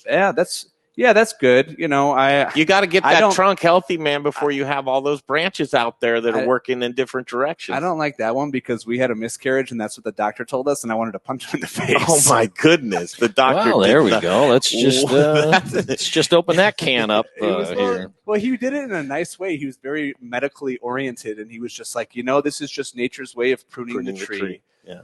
And I was like, what the fuck did you just say to me? Why? So, but I get it. You know, that's probably an appropriate term. Our economy's been booming for over a decade, since 2008, right? And on a scale we haven't seen before. And restaurants have been opening at a pace that we haven't seen before. And, you know, everything has been going so well that there's been a call for a correction for a couple of years in real estate. Entrepreneurialism has become so cool, from guys like Gary Vaynerchuk to every NBA player who's got a clothing brand side hustle. Everybody and that's like rich people are being entrepreneurs, even like professional athletes. They have their side businesses. So, which I think is great for the economy because our country was built on free commerce, free economy, built on entrepreneurs. But I've always worried, are we a little ahead of ourselves? My group in what included. sense? Just too much, too fast. You know, like. But what's the test on that? What's the gauge? Something like this, where when the brakes are all of a sudden put on, can you survive? And are all the things that you're doing like sustainable? Right. So can you weigh that though? Can you weigh that with the unforeseen? Like this is something that nobody saw coming, and you know we hope that this isn't normal, new normal. So this is an extreme, and I think it put the brakes on it and exposed everything very, very quickly. And probably businesses that were actually stable were made unstable very quickly. But I think that the correction that would have happened naturally just through an economic dip would have exposed the same flaws in our booming market that, I don't know, it's not wrong or bad. It's just human nature to want more and more and more and more. And again, this is speaking from a guy who opened 7 restaurants in like 3 years. You know, we have 11 total now. And the first 6 years I had 1. So I went on the fast track. I think it's fun to be busy and to have projects and to have a lot of things going on. But what you have to ask yourself is, when something like this happens, can we survive? Are we playing, are we playing a game of what's next instead of what's now? And then when something like this happens, can we pause and say, how do we still make this work? And some groups are able to do that right now. Some businesses are. There are businesses that are thriving. And then, there are other businesses that the math from a disaster or a crisis like this doesn't add up, like $20,000, $30,000 rent where you're relying on $50,000 Friday nights. How do you come out of this? I mean, a government stimulus of 20 grand or 50 grand or 100 grand even, you're talking about almost 2 months of lost revenue. I think my opinion is people are going to go back out fast. Okay, but hold the good one. I like that you did that. So just to recap, Jared Leonard here with us, Stone Soup Collective, but now it's SSC Hospitality. SSC. Oh man, come on! I missed that okay. the first time around. Nah, you're Is all the right. website You're still Stone Soup Inc? Yeah, that's the same website. Okay, well I got that. SSC is just an acronym for Stone. People misunderstood that we were a soup company. We're not. So say it again. I'm sorry. SSC Hospitality. SSC Hospitality. So we'll jump back a few paragraphs of talking about getting back to basics and taking inventory on a business level. And right now, businesses are stripped to the person or people that are running it. People are doing business with people, and that's, your brand may emerge with a different name through this. You may regroup and pivot all together, but you as a person taking that personal inventory, because wherever you go, there you are, right? Yeah. You're very open about your sobriety. Yeah. What it's taken for you to get to this point. And I think you've taken personal inventory before this, right? I mean, the toughest thing to do is be faced with yourself in a little bit of turmoil going through an already tough time. That's why we have Dr. Sara Metz on us with us at the end of the show. But what does that mean to you right now, that personal inventory? And I know you don't want to be preachy or anything to anybody else, but let's just talk about you. How important has that been to you in your sobriety to be able to see the clarity that you're seeing right now and your growth through a turbulent time? Yeah, so I've been sober about 2.5 years. Is it 2.5 years? Is it 2 years? Boy, I should know this better. So a couple years now, and I went through a turbulent time to get there. I moved out here to Colorado to start new businesses, the new restaurants specifically. My restaurants in Chicago were doing well. I came out here to expand, and the opposite happened. Traction didn't happen right away. I was faced with a couple restaurants that I opened that were on the slow pace to success, if any. And I did a lot of asking why do we even come out here? Is this all just going to fail? It was a huge, huge risk, So I kind of had a midlife crisis, I guess, in some ways. And I decided that for mental clarity in my business, with my family, for my employees, to be a good leader, that I needed to have mental clarity all the time. I couldn't hide. I was not like a day drinker all the time or a daily even. I would take weeks off. But for me, if things became stressful, I would hide from the problems for a day or two at a time with some drinking binge. And a couple of years ago, I decided that's just not healthy for me, and that's not going to provide good leadership to my team. And not who you want to really be. Not who I want to be. Don't get me wrong. I had a lot of fun at different times. I was not like but you're an on or off guy. Let's face it, right? Yeah. I mean, you either turn it on or you turn it off. Yeah, and I have some of those attributes too. Sure. And I think that a lot of it just has to do with personality. Sure. type. Yeah, I'm kind of manic, I guess you could say, in that way. And now when I need time to myself, I'll just meditate or I'll run. I exercise a lot. I do things that are healthy for me, as opposed to and things that on the other side of, I have great thoughts. I'm a positive person. So when I'm participating in positive, healthy behavior, I just get better thoughts, and the clarity that comes out of that is, to me, it's invaluable. I say we're all radio towers, and you're giving off energy, and whatever frequency that you want is what's going to come back to you. Yep. Agreed. And if you're not, so let's jump forward to now. That Jared Leonard that we were just talking about.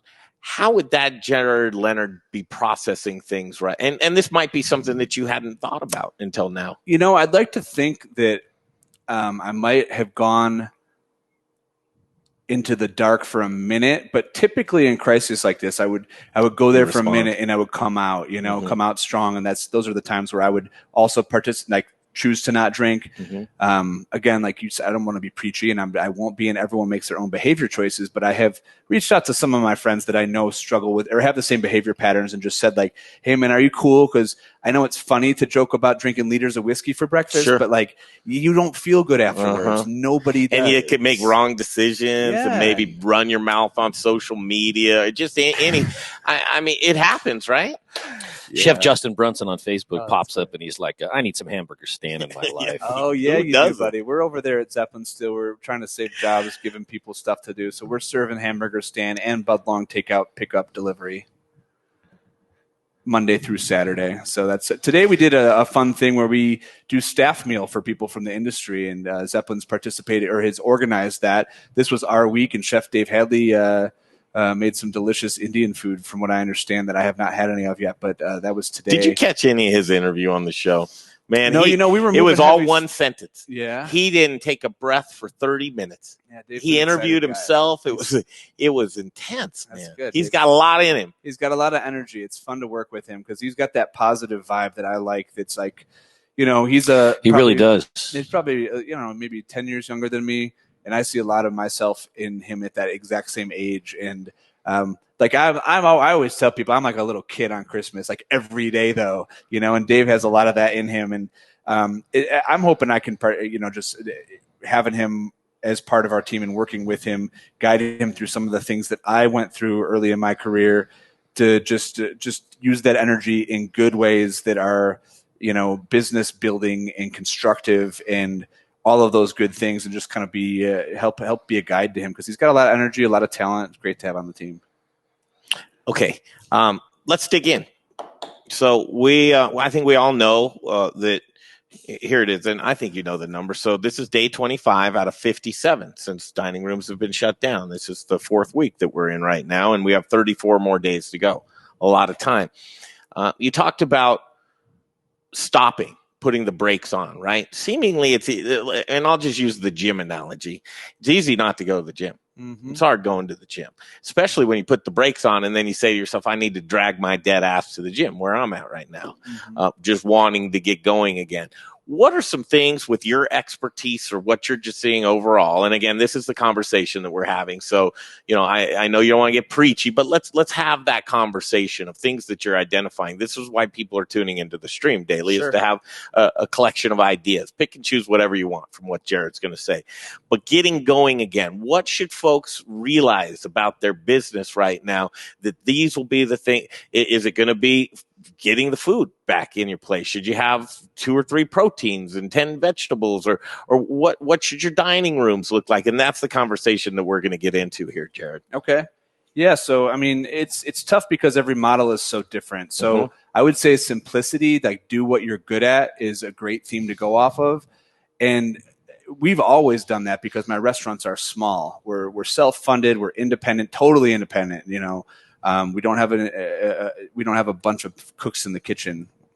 That's not the right analogy to use, but we're small and we're street smart. And so we've always, at each of our concepts, chosen a small menu, a few things that we're good at, and that's what we do, right? I think everyone's going to need to lean more towards that way. Now, that being said, people are asking all the time, like, you guys are doing takeout and delivery, and like some of our stores are doing better than they were before in Chicago because they were already geared towards that. Now, if you're a steakhouse, can you trim down what you do to make a more streamlined menu? I mean, not really. You have your rent, you have your theme, you have your brand. I don't know how you streamline that, and somebody with that type of a background might have a better idea.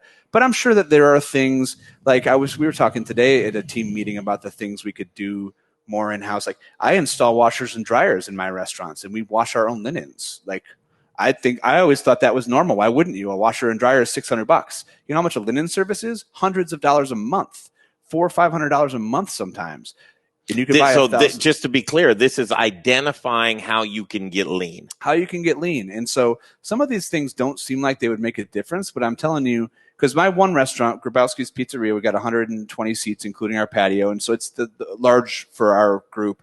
And we've trimmed away all of those expenses this past month that come along with our dining room. And our meeting today was like, we need to decide which components are essential to add back. We're not just going to turn all the green light on. and flood our inbox with bills. All of the bills from the $10 rental of this and the $20 mat service and all of this stuff. Some of it's a luxury, and it adds up, and some of it's not a need. And it's tough with the bigger spaces. It's really tough. It's going to be interesting to see how they pivot, because like a lot of restaurants that are of that size, like a steakhouse, let's say 10,000 square feet, right? 8,000 square feet. They tried doing delivery. Most of them stopped after a week or two, because they're going, our business model, like to turn the lights on here and do our menu, we need 4 or 5 people, even if it's a trimmed down menu, and people aren't willing. Like, unfortunately, at this point, when all the food's coming in a paper box, the tablecloths and the white shirt server don't change the price. So when this food in a box is $40, and fast casual food in a box was always $13, more people are ordering the $13 food. So it's tough to compete in this market with restaurants that were already putting out quality chef-driven food in the $10 to $15 range, when you're used to serving it for $40 or $50 with a white tablecloth and whatever else. It's so coming out of this, we won't go as far as the death of fine dining or dining in, but the evolution. Let's talk about the evolution of that. And I'll do the quick setup on this. Jake, can grab my computer? I want to play a soundbite. Yeah. This is the Dr. John Douglas of Tri-County Health. He's the executive director. He put a YouTube video out. I'm hoping he was just spitballing aloud. These bureaucrats that, and no fault to anybody else, because we've never seen this. We've just never we've never navigated or figured out how to right a ship in waters like this. So this is what the doctor had to say, and I'm going to give it a little more for context. Short as possible, as long as we need to get benefit. Colorado could become or find ourselves in a situation like Italy is just getting itself out of now, or like New York City is threatened every day to get into. So again, the mantra is as short as possible, as long as we need to get benefit. Okay. So what does that really mean? Honestly, I think that's likely to be through the end of the month. It could be longer. It depends on how successful we are. And I think we've been effective, but we probably could be more effective.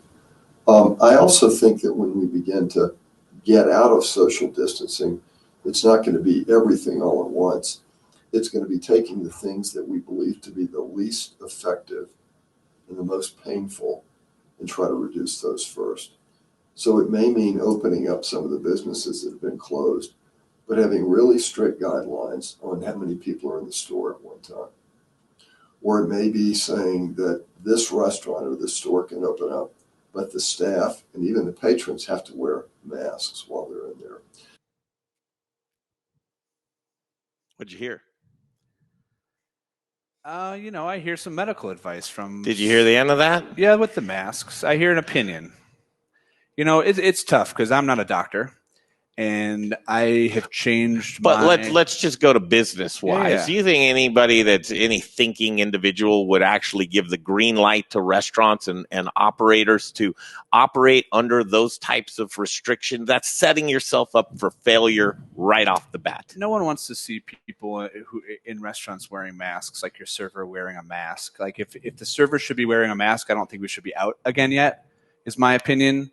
I also think that there is a lot of information out there right now that is 100% guesses. Okay, there's a lot. We've never seen this before. So just like statistics and charts and all of this, there's a lot of ways to interpret data. When we're going to know like how this all plays out is a year from now. Okay, cool. Not right now. So here's the conversation. 9/11 changed the world, and especially TSA. We're still shaking old ladies down, right? But I think that was probably necessary before. Okay, cool. With that being said, how many people, if the green light on May 11th is flood back into you got the go ahead. You're ready to go. What is the psyche of somebody going to, am I, Greg Hollenbach, going to want to rush in and sit next in a crowded happy hour next to somebody that's a stranger coming out of something like this? Am I going to want to be on a bar stool next to somebody or go party of 10? Yes. Yes? Yes, 100%. human behavior, we remember pain for a short period of time. It's just natural. So I think people, and this is going to scale, right? So like if my mother died, Yep. I have a very different opinion about this whole thing than if I don't know anybody who's died. So I recognize the emotional element of that. Very intelligent. But that's going to play out both ways. So the majority of people whose parents didn't pass away or didn't have a loved one, and again, I'm not minimizing or being insensitive or any of that, to the sadness out there and the loss. But people who that didn't affect in a painful way are going to remember it as like, I'm not going to make an analogy because it'll seem insensitive, but they're not going to remember it long enough to stay away from their friends. Okay, when I go to Natural Grocers or any grocery, I see a spit guard, right? Up in front of the clerk. I'm seeing full of fingerprints. I'm seeing tape, 6 feet tape in aisles. We're leaning more towards only one direction. You mean aisles. right now? You're saying right now right, is what yes, I'm saying. Yes. Agreed. So okay, and that's been are important. those barriers going to be? Is this going to be? Are we going to retrofit this thing? Are we going to turn back time and get and you say? And I agree. I completely agree. When I go to a funeral, the meaning of life is so important to me. I can, it's like, Jared, I love you so much. I want to give those sentiments to folks, and then it does wear off. You get back to life as normal, and I think as humans that's natural. But we're looking at the economy right now, and we're looking, and we'll bring it right back down into basic business to where margins are small for restaurants. Having less seating in your restaurant, I don't see it. Or you don't see it. I don't think you're going to see a restaurant clear out half of its tables. And again, this is an opinion, mine, that's based just on instinct. It's not based on medical facts or and a lot of it has to do with how long this lasts, right? So I'm seeing some reports yesterday saying that Colorado peaked on April 4th, a week ago, and that our hospital demand peaked on April 10th or something. And that originally a survey done like 3 weeks ago said we were going to need 4,000 hospital beds. Now they're saying we need 1,500 and we have 2,000. The statistics that are coming in very recently look better. Could that change quickly? Sure. Because once everyone starts to go back out again, is it contagious again? I think the answer to that, you're reading. Is it going to take Polis going, strip those homemade masks off, and now I challenge you, go, let's flood and then are we sheeple like that? No, I mean, as soon as people are allowed to go back out, they will, regardless of medical advice. Yeah. We saw that before this happened. Well, we're seeing it now. Right. Folks are flooding the reservoirs. Yeah, people are still going out. So the majority of the louder side, the people with the louder voices are the people doing the responsible things, right? Because that's popular right now. We have a herd mentality. People who aren't directly affected by it are kind of going on about life as normal. I don't think anyone's given hugs to strangers. I don't think, obviously anybody is not, there's not a person that's not impacted by this, but as soon as the restaurants open back up again, people will go back in. And they're not going to keep tables 6 feet apart. It's just the restaurant won't stay open. You were talking yesterday about $20 martinis. I listened to your show. Thank you, sir. And I don't see it. Well, okay, so that's a hyperinflation thing. When you infuse $2 trillion into the economy where no services or goods were exchanged, it's gonna be like 10 by the time they're done. That's a fiat currency to where everybody's got money and there's less goods than there is money out there. And when restaurants open back up and they say, listen, my margins are really tough right now, I need to make more money, you're going to put a $20 martini out there until someone says no. And when someone says no, that's when water starts seeking its own level. Do you have to put a $20 martini out there? That's the question. That's the $1 million question, Mr. Leonard. I mean, I'm telling you, more people are affected by this short term than long term. That's just a statistic. That's not my emotion. That's not even my opinion.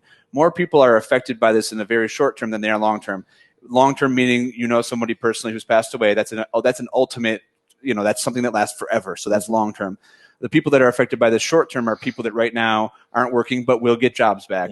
Restaurants that aren't selling food, but when they reopen, will sell food.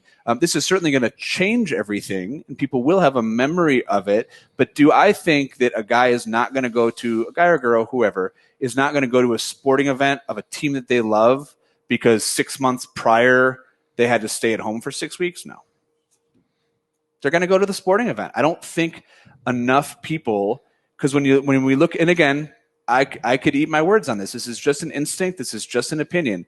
I'm hoping that not a lot more lives are lost. I'm hoping that we come out of this. I'm a glass half full guy, and I'm hoping that the social distancing and some of the statistics that we've seen where our curve has been flattened or we've reached the apex of it and we're kind of down the other side. I'm hoping that continues. And there's a theory that, yes, it will still be contagious, but since most people who are getting it aren't falling deathly ill or having to be hospitalized, that they're developing antibodies and vaccines and other things that will be able to treat the people who get it, but everybody else will go back to life. And if you're elderly or if you have an immune system deficiency or if you have something like that, you need to be more careful and you'll stay inside longer because you know that you'll be more directly affected immediately by exposure. People who don't have those variables, which are more people than the other group, will go back out. Carryover lessons for folks. As you're getting lean and mean, as you're figuring out ways to pivot with your business and other revenue streams, right? I can imagine that most folks aren't going to want to just get rid of a revenue stream that they developed the past 2 months. That'll be helpful moving forward to do a meld or a blend of those two things. So to continue, lessons learned right now, Jared Leonard, whether it has to, Larry Herz. I don't know if you know who Larry Herz. I know Larry. He's coming up in the next segment. Stick around for that if you know Larry. We're going to talk social media marketing and connecting to your customer. If you're a customer out there and you have a fan base, but you're not connecting with them at this time and able to mobilize people or direct them in the way that you're going, some of the takeaways that you're seeing right now are lessons learned. Yeah, you want to communication and optimizing all of your digital systems. So that's from communication to your customers via social media. It's communication to your staff. I read somewhere that, and I try to do this with my staff, that your staff that aren't working right now want to hear from you daily, if not multiple times a day, as a leader. So they want to hear updates about what's going on even if there's no new news, even if it's just communication, because they're looking for leadership. They're looking for people to lean on. So communication is important. Digital communication through social, obviously staying relevant even if you're not open, and then optimizing delivery systems. There's a group in Chicago, the Alinea group. Alinea Restaurant is top 5 in the world for the last decade. Grant Achatz, Nick Kokonos, I don't know how you say his last name. He's the financial partner. They have a system called TOC that is used typically for reservations, with the idea that you pay for reservations in advance, and if you don't show up, you still have to pay for it, because they saw that gap in their fine dining restaurant, that a $400 plate that cost $290 to produce, that when people didn't show up, they lost that cold hard cash. So TOC has pivoted, and now they've also added a delivery platform that you can order delivered food from TOC, and they've optimized this for restaurants across Chicago and across the country. So we don't use TOC. We use the not old fashioned, but I get the ones that were already around. We use DoorDash, Grubhub, Uber Eats. We have direct delivery through Toast, our point of sale system. But we did keep our marketing team on salary to go in and really optimize these systems, audit the UI, the customer experience, order food and have it delivered 3 miles away and see what it tastes like, because you're competing right now in that world, and you could be for another month. You are for sure for another month. It could be 2 months, and it could trickle into 6 months from now. I think I love the no contact delivery. Why don't we have that before? I get donuts dropped at my door, and I don't have to put a shirt on, and I can just go get it without seeing the person. Like, the introvert in me loves that. Like, why don't I see donuts at your front door? I was just going to say, man, come on, shut up. Man. We were in down in Dallas right when this lockout happened. We were on our way to Dallas, and they locked Dallas down, and then on our way back to Denver, they locked Denver down. We were traveling to pick up some work equipment, but we were down there, and I ordered Uber Eats for like every meal, and they just left it at the door, and I didn't have to put pants on or a shirt on. It was great. It's the real world. That's the world we're living in right now. It's interesting. And again, a lot of doing this daily stream is, let's reflect. Let's see, what we talked about.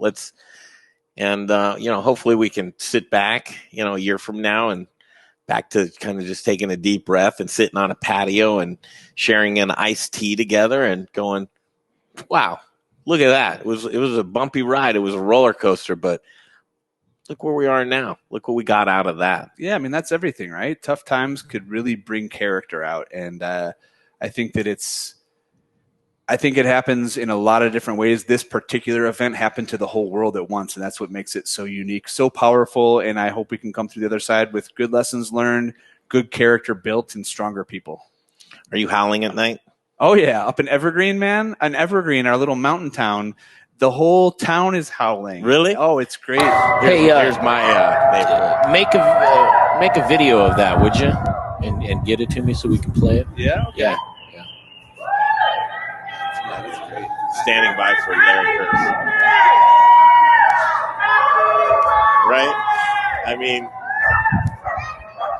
there's still always someone out there to bitch about something. Though, my dog's going crazy over that. Yeah. It's like, right now it's we've never seen it. We've never lived through anything like this. I'll tell you, though, people fight on the internet a lot, and I've seen less fighting on the internet during this. You still see it pop up, but it's usually insignificant. That's right. Well, and a lot of what we've been talking about with folks is with the doctor is most of the time the people that you love the most get the worst part of you. Yeah. Because they're for whatever reasons, lashing out. So, figure out that way. Go hit the heavy bag. Something. Don't drink and dial. Or just talk to Larry Herz.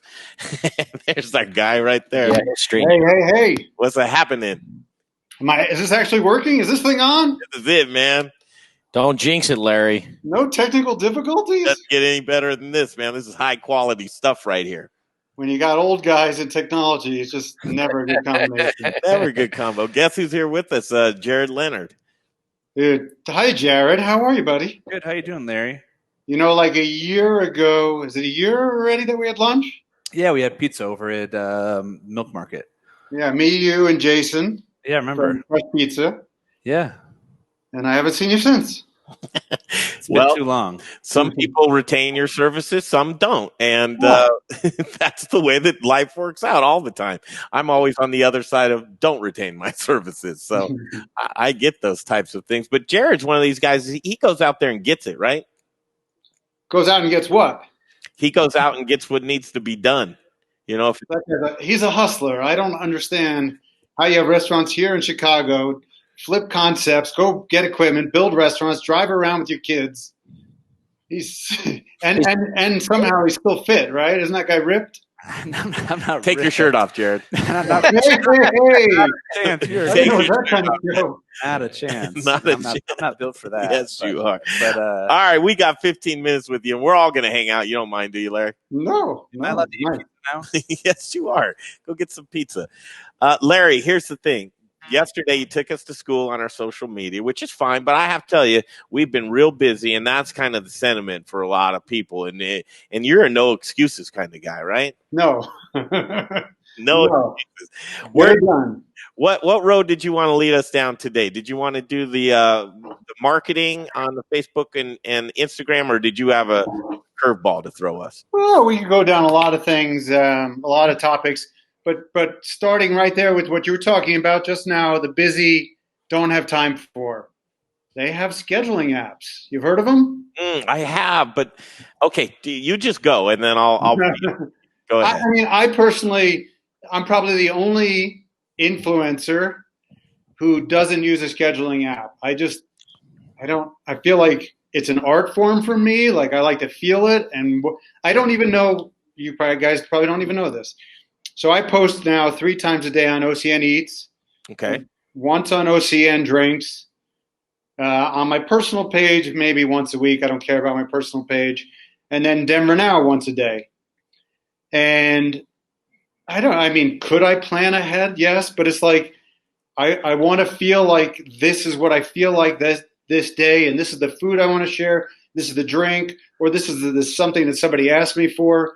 So but yet, I still get those 5 posts done every day. Current relevant to your game. That's just for me. That doesn't even take into consideration my clients. Same thing with my clients, though. I have to feel it. Like, I don't pre-schedule. And I know my life would be a lot easier if I did, but it's just not. It doesn't work for me. And I know how to use the scheduling apps. It's not that I'm old and don't know how to use them. It's an art form for me. Here's the question about the scheduling apps. Can the end consumer sniff out that you're being lazy and using a scheduling app. Man, you're with the lazy, the sniffing and the lazy. Sniffing and lazy. They can't see that on Instagram. It doesn't say, like, if you're using later, it doesn't say that it was posted using later. I think on Facebook it does say when you're using a scheduling app. But again, if your image is great, nobody cares what you're using. If your image sucks, it doesn't matter what you do. And I'll give you just right after I got off with you yesterday, one of your listeners who's in the restaurant business, he called me up and he wanted to learn. And I ended up spending about an hour on the phone with him, teaching him as much as I could in an hour. And he's like, you need to do like webinars and you need to write this stuff down and teach people how to do this stuff. And I'm like, well, that's why you pay me. I mean, that's what I do for a living. But in this day and age, yeah, I mean, the 15 minutes a day that we're doing here, you know, obviously we get people to watch, but the idea of me maybe making some kind of a YouTube video on how to grow your social media, how to do this, he definitely put it in my head. And I went to his Instagram and Facebook, and I'm like, you need to delete these photos as soon as humanly possible. This would make me not eat at the restaurant. So that's the advice I'm going to give you right now for every restaurant. Go through your feed and look at those images and picture yourself going through when you do have time to look at Instagram and you see these Images. Would that make you want to eat at that restaurant or not eat at that restaurant? Chef popped up on the stream, put his hand up and said, that guy was me, Chef Travis Smith. I wasn't going to name names. He did it himself. He popped up. And you know what? Please help him. And not to say that he really needs it, but he really needs it. He needs the help in the sense of he needs to take his business into the 21st century and connect with his customers, because he's in a new location that he's been there for a cup of coffee. And what he's seeing right now is the neighborhood doesn't really know him to go support him. No. And so connecting with your neighborhood and around you, it's guys like you that are going to really show them the tips and tricks to be able to do that. But I'm not gonna lie to anybody and tell them that I have a magic bullet that's going to cure them overnight. It just doesn't. There's nobody who has a system that could take a restaurant that's losing money and make it make money in a month. It doesn't. There's no such thing. There's no way to do it. So that's the sad truth, and I'm never going to lie to anybody. I had a client I signed last year. Again, I won't name names. And in our onboarding documents, we asked them to say what your expectations are. What kind of growth are you looking for from our services? And this gentleman said 30%, and it was a 3-month contract. I'm like, look, this isn't for you. There's no such thing. If anybody ever promises you 30% growth in 3 months, run away. It's impossible. It can't be done. Yeah, they're lying. Jared can agree no matter what you do, right? I mean, even if you're killing it, 10% is great year over year. Yeah, and I think exposure is different than business increase, right? Hold on. No, he's good. He's there? Yeah. Yeah, so like added exposure doesn't always equal business increase because they've got to do their part too, right? You can put pictures up, but if they're not running a good show, that's not your fault. So what I always say is that good marketing can't cure a bad restaurant. It only speeds up your demise. I could bring you people, but if you don't execute, which oddly enough, this particular client, I did bring him business and they didn't execute. And yeah, Larry, that's a really great point, is speeding up your demise by putting a spotlight on a terrible job that you're doing. And I don't laugh at that, but you're not there to fix the inside. There's a possibility in the future that I add restaurant consulting if I get big enough.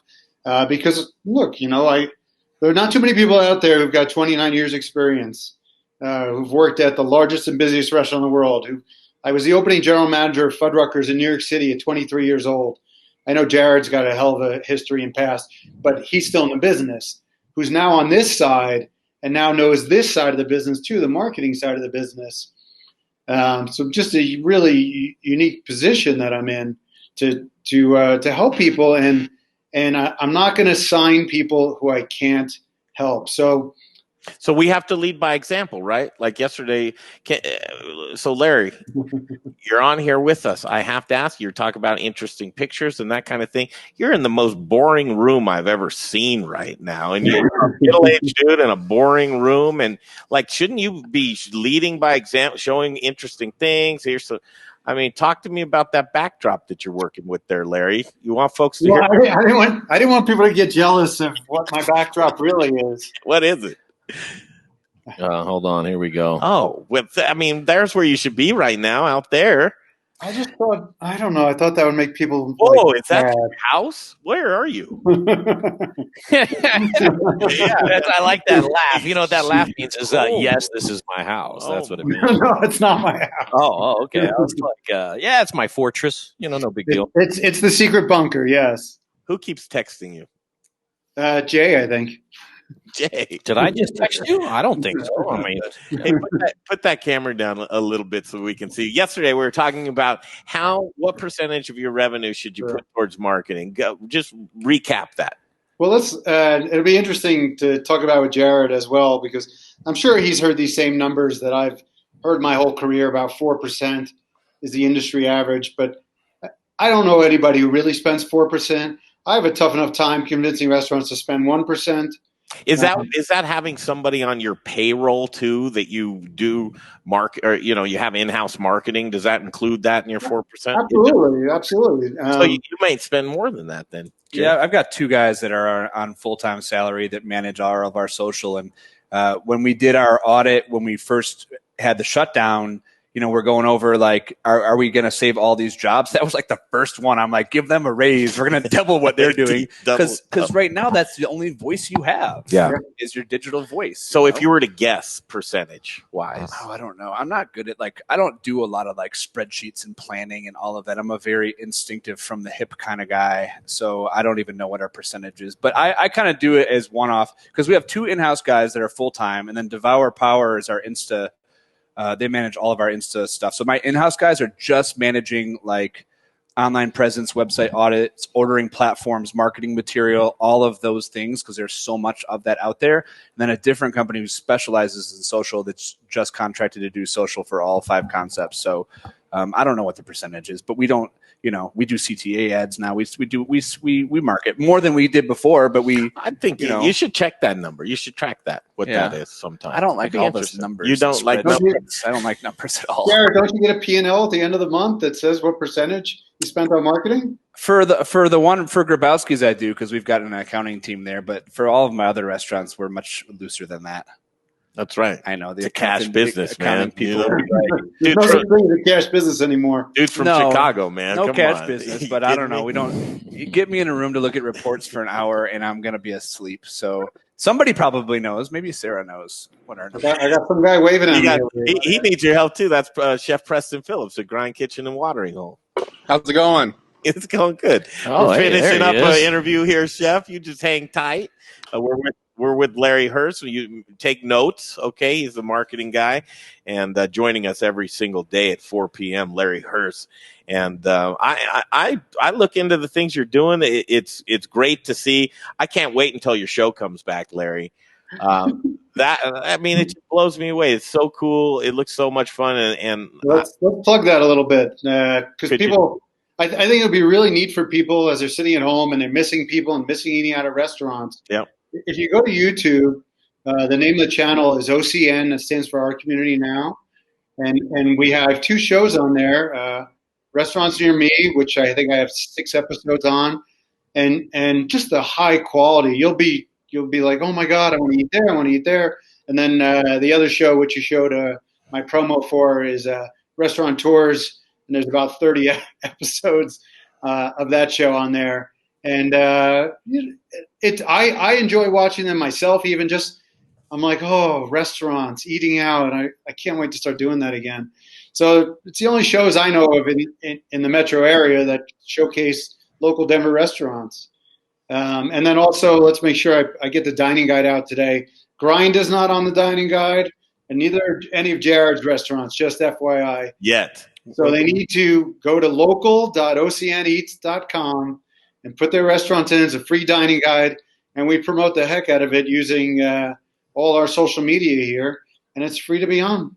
And what's neat about it is it's made just for this time, so it has links to whatever's important to you. If you have a GoFundMe page, gift cards, delivery, takeout, that's what this dining guide is for, just for these days. It's a really great list on there. Cool, man. Let's do an experiment. I want to ramp up an experiment while we've got you in the next few days. Maybe next week we'll start this. The experiment is this. Let's do a targeted Facebook ad for the Modern Eater, and let's figure out what we want to do with that targeted Facebook ad. And I haven't talked about that at all. Do you mind if we can you'll walk us through how we can do a really cool targeted Facebook ad, and we'll figure out a campaign? I'd love to do that real-time experiment with you. Is that you want to try that tomorrow? Can you get us roll? I think it'll be probably a series, right? And then maybe we can edit that thing together. So tomorrow's Friday. Let's start it on Friday of what we want to do, and then Monday we'll place the ad after Monday, and then Tuesday we'll watch it run for the rest of the week. And why do you say Facebook? Why don't you say Instagram? Hey, man, one of the same, right? Facebook and Instagram. We can do it. You can do both. Okay. So you want to get really jealous? I got an 8:30 tea time tomorrow morning. Man, what's wrong with you? I am. Where are you golfing, Larry? Yeah, Jerry. I'm at Fossil Trace with do you know Matt Dyer? I'm playing with his 50th birthday. Let me know when you want to come up to Evergreen and golf Haiwan. They just opened on Saturday. So hey, why don't you guys? Yeah, take this offline. You guys shut up. How about 6 that? feet apart the whole time. Oh, I love it, Larry. Thank you, brother. We'll see you tomorrow. See you tomorrow. 4:00 every day. Larry Herz. He's a fun guy, man. I mean, yeah, I like that dude. He's cool. Look at this dude. Wait, Jared, come around here and look at Preston. He can look up, great. Preston? How you doing? Good. Oh, I'm too close to Jay. Sorry, Jay. That's all right. Yeah, I know. Just me. You're stuck with me. Neither one of us are wearing clothes, Jay or I. That's right. We're eating delicious pizza, though. Are Nice. you really? That's all you've got to go, isn't it? Just French fries? I thought you were going to be cooking some chicken or something. And it sounds good. Oh, okay. Too. Nice backdrop, too. The bar. Yeah. Hey, Preston, do this. I don't think I've ever asked you this question. For folks that have never met you, Mr. Preston Phillips, take 1 minute to talk about yourself, your background, and then another minute to talk about Grind Kitchen and Watering Hole in Cherry Creek.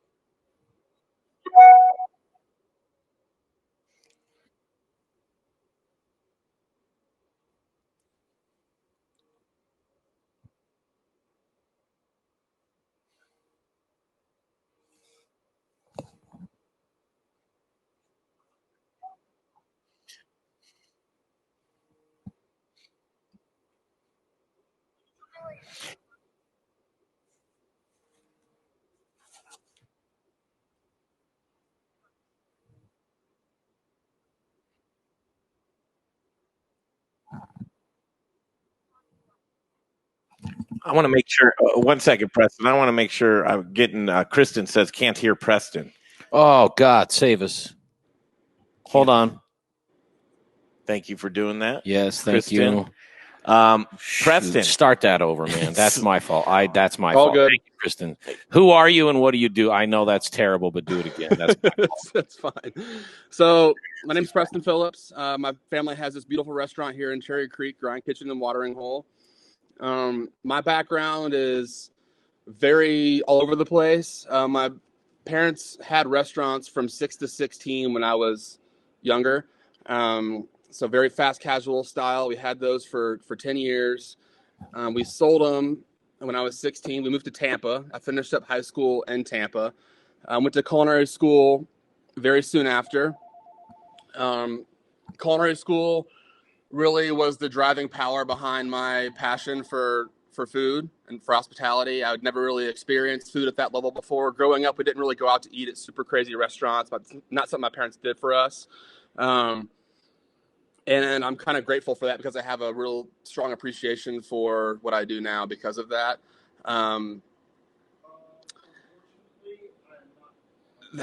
The style of restaurant that we have here in Cherry Creek is very much easygoing. We have a full bar, full cocktail program, full wine list, but not the complete crazy style service that you would find in a higher end dining setting. We have fried chicken and cocktails. It's kind of what we're known for. Yeah, that's kind of my story. Well, and as a kid, you used to come home from school and whip up a bowl of what did you like to eat when you got home from school? What did I tell you that one time? What are you trying to get at? Well, and you used to watch cooking classes, right? Or cooking well, I would look forward to going home and eating while I was watching cooking shows, so I didn't have to be hungry while I was watching them. He's a good guy and a friend. That when he moved, I'm a native to the Cherry Creek area, and so when this young punk moved in, I had to meet. Is that Connor, your brother, behind you? Yeah, there it is. These guys are the best all-timers right here, Connor and Preston Phillips, and great family-owned and operated business. And wanted to get you on there today, honestly, Preston, just because when I see those dimples and see you smiling, it just brightens up my day. Look at that. How do you hate that? Okay, take us back in the kitchen. Let's talk about your menu right now. What's that? Take us back in the kitchen and whip something up for us off of your menu and tell us what your menu is right now. You want me to take my laptop out there right now and pop it up on the counter and try to do something with it? I can try. Yes. Yes, chef. I think the answer. Confirm. The The dimples only go so far. All right. We need all some right. food in our life right now. And I bet you were here eating some Grabowski's delicious pizza from Jared Leonard. Are you taking off? Hitting out? Thank you. Great interview. What a great interview. We'll see you soon. You're looking good there. We will. Just trust me.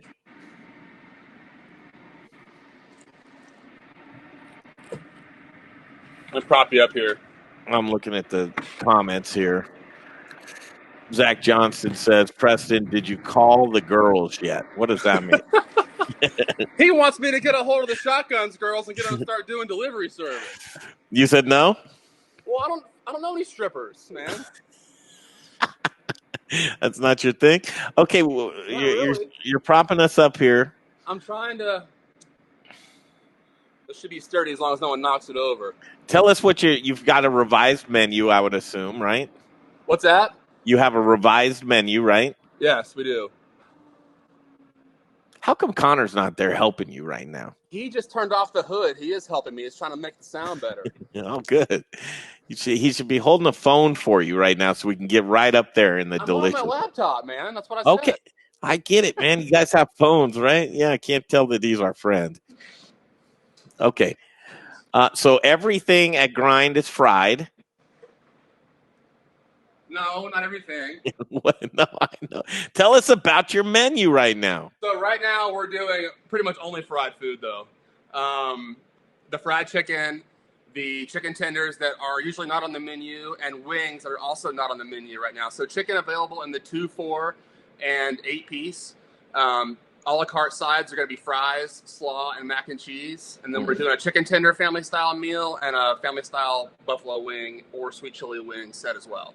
I can testify to them chicken tenders. I love them. You put up a picture of something today. You were experimenting with a breakfast sandwich, or what were you doing? So that would be our honey butter chicken biscuit with egg and cheese on it. Make that damn thing. Right now? Or something. What do you want to make? Hey, man, don't act like we didn't talk to you a little bit earlier about I'm making about to hang up on you, man. I mean, I appreciate everything you're doing. We're going to fry some chicken. How about that? Let's fry some chicken, man. He's acting like that's just the first time it's been talked about, you know? Yeah. He's going to dance for us. Let me get... Viewers are going up or down? Up, There we go. Preston. All right. You're not a man unless we see nipples. Just pass that to Connor real quick. All All right, right, everyone, give me like 30 seconds. We're going to fry some chicken, all right? All right, cool. While you do that, I'm going to talk about, hey, did you know what sausage Jared Leonard uses on Grabowski's pizza? I'm going to take a stab in the dark and say it's Rome's. It is Rome sausage. And Rome sausage, a proud supporter of the Modern Eater Show. Chris Johnson, he's a good all-timer. I talked to Chris today. He called me up. Yeah. Said, this world is crazy, man. I said, I agree with you. But he's doing great things in collaborations. Right now, $190 meat box. What's in the box, you would say? Pray tell. 2 prime quality New York strips, and that's from Centennial Cuts and Fowler. 4 to 5 free range chicken breasts, Mary's Organic. 4 half-pound Kobe beef burgers, that's from Buckhead Beef in Denver. 1.5 pounds of sirloin kebab from Buckhead Beef. 1 pound of River Bear Heritage Breed bacon. 4 fillets of salmon from Seattle Fish Company, and 4 fillets of wild-caught mahi from Seattle Fish. That's their offerings, their box this week. All you have to do, you can order it online at romesausage.com or give him a call. He likes telling sausage jokes, too. I don't know if Chris actually answers this number, but 303-296-7663, 303-296-7663. If you're just looking for sausage, he's got a sausage box, too, for $60. It's a bundle, including 10 pounds of assorted awesomeness. Jared Leonard thinks so, too. That's why he uses Rome sausage on that delicious Grabowski's pizza. That's romesausage.com. Okay, you ready? Greg, I can't see you that great on my end. Can you see me okay? Yeah, we can see you fine. All right, cool. I guess it doesn't matter then. All right. So there's my fryer right there. It's going to get all the work done for me. Okay.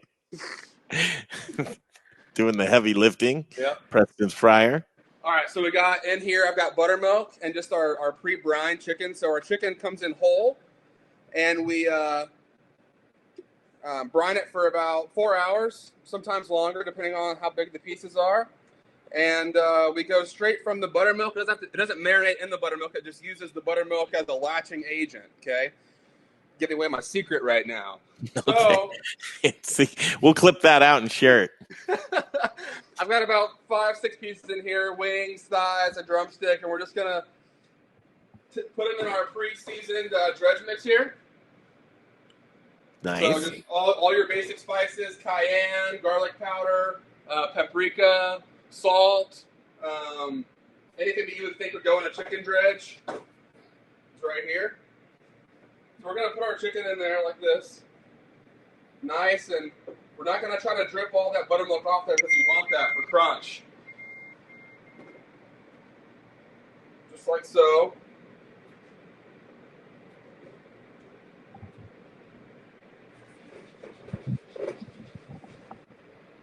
Yeah, how about some fries with that shake? You like that shake, Jay? So we want to shake the chicken, get it all individual, and we want to get it coated. But then to get it coated, it's not going to be good enough. So we want to press down on the chicken to make sure that the flour sticks. So every piece, we just want to take it, and I'm mashing it into the flour. Is that just flour, or do you spice up the flour, or what do you do to the flour? Yeah, so it's all those spices that I just listed off for the most You part. missed that part, Jay. Oh, hey, thanks, Connor. Hey, I'm just going to turn my microphone off. That falls under the, hey, I guess I'm not paying attention category. Let me ask you a question. What kind of spices do you put in that flour?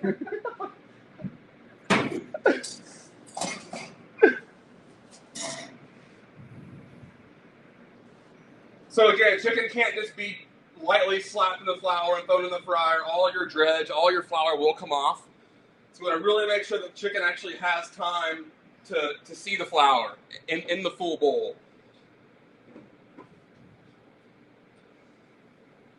Putting some elbow grease in that, right? Pushing it down nice and hard. He just said that, Jay. No, I know. I'm just kidding. God in heaven, man. Just kidding. Save me.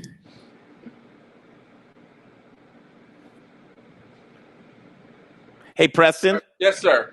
While you're doing that, talk about ordering and what you have available and the bar program. Kind of just, go off, man. No silence. Sure. So I'm going to drop this chicken now while I'm talking to you. So I am doing certain things from behind the bar as far as drinks go. I'm not selling bottle or glasses of wine, but we're selling full bottles of wine at half price, the bottle price. Selling beer by the can or the 6-pack at discounted prices. We're selling lots of Bloody Marys on the weekends, lots of mimosas, lots of regulars coming through that live in the neighborhood that want a little drink to walk with or whatever it is. How about your biscuits, baby? These bad boys right here. The Grind Kitchen famous biscuits. Yes, those bad boys. Oh, look at that. Yeah, nothing wrong with that. Oh, man, that looks Your good. mom. Hey, Greg, your mom loves these. I know she does. See if you can eat that in one bite. And then drink a glass of water while it's in your mouth. That doesn't sound too fun. Well, if we're watching you do it, it is.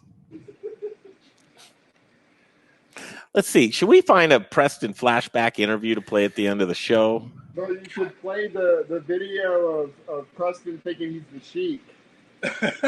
Wait. Oh, that's right. Doing what? Is that one out there? That one's out there. Yes, it is. Preston. What you should find is my Guys Grocery Games interview, if you can find that one. Oh, that's deep into the archives. That's deep. Hey, while you're on the Modern Eater Facebook page, you guys go ahead and like the page and click notifications so that you can watch our daily stream from 2 to 5. And then on Saturdays, we broadcast on iHeartRadio from 6 to 8 p.m. So 6 days we're coming at you with programming.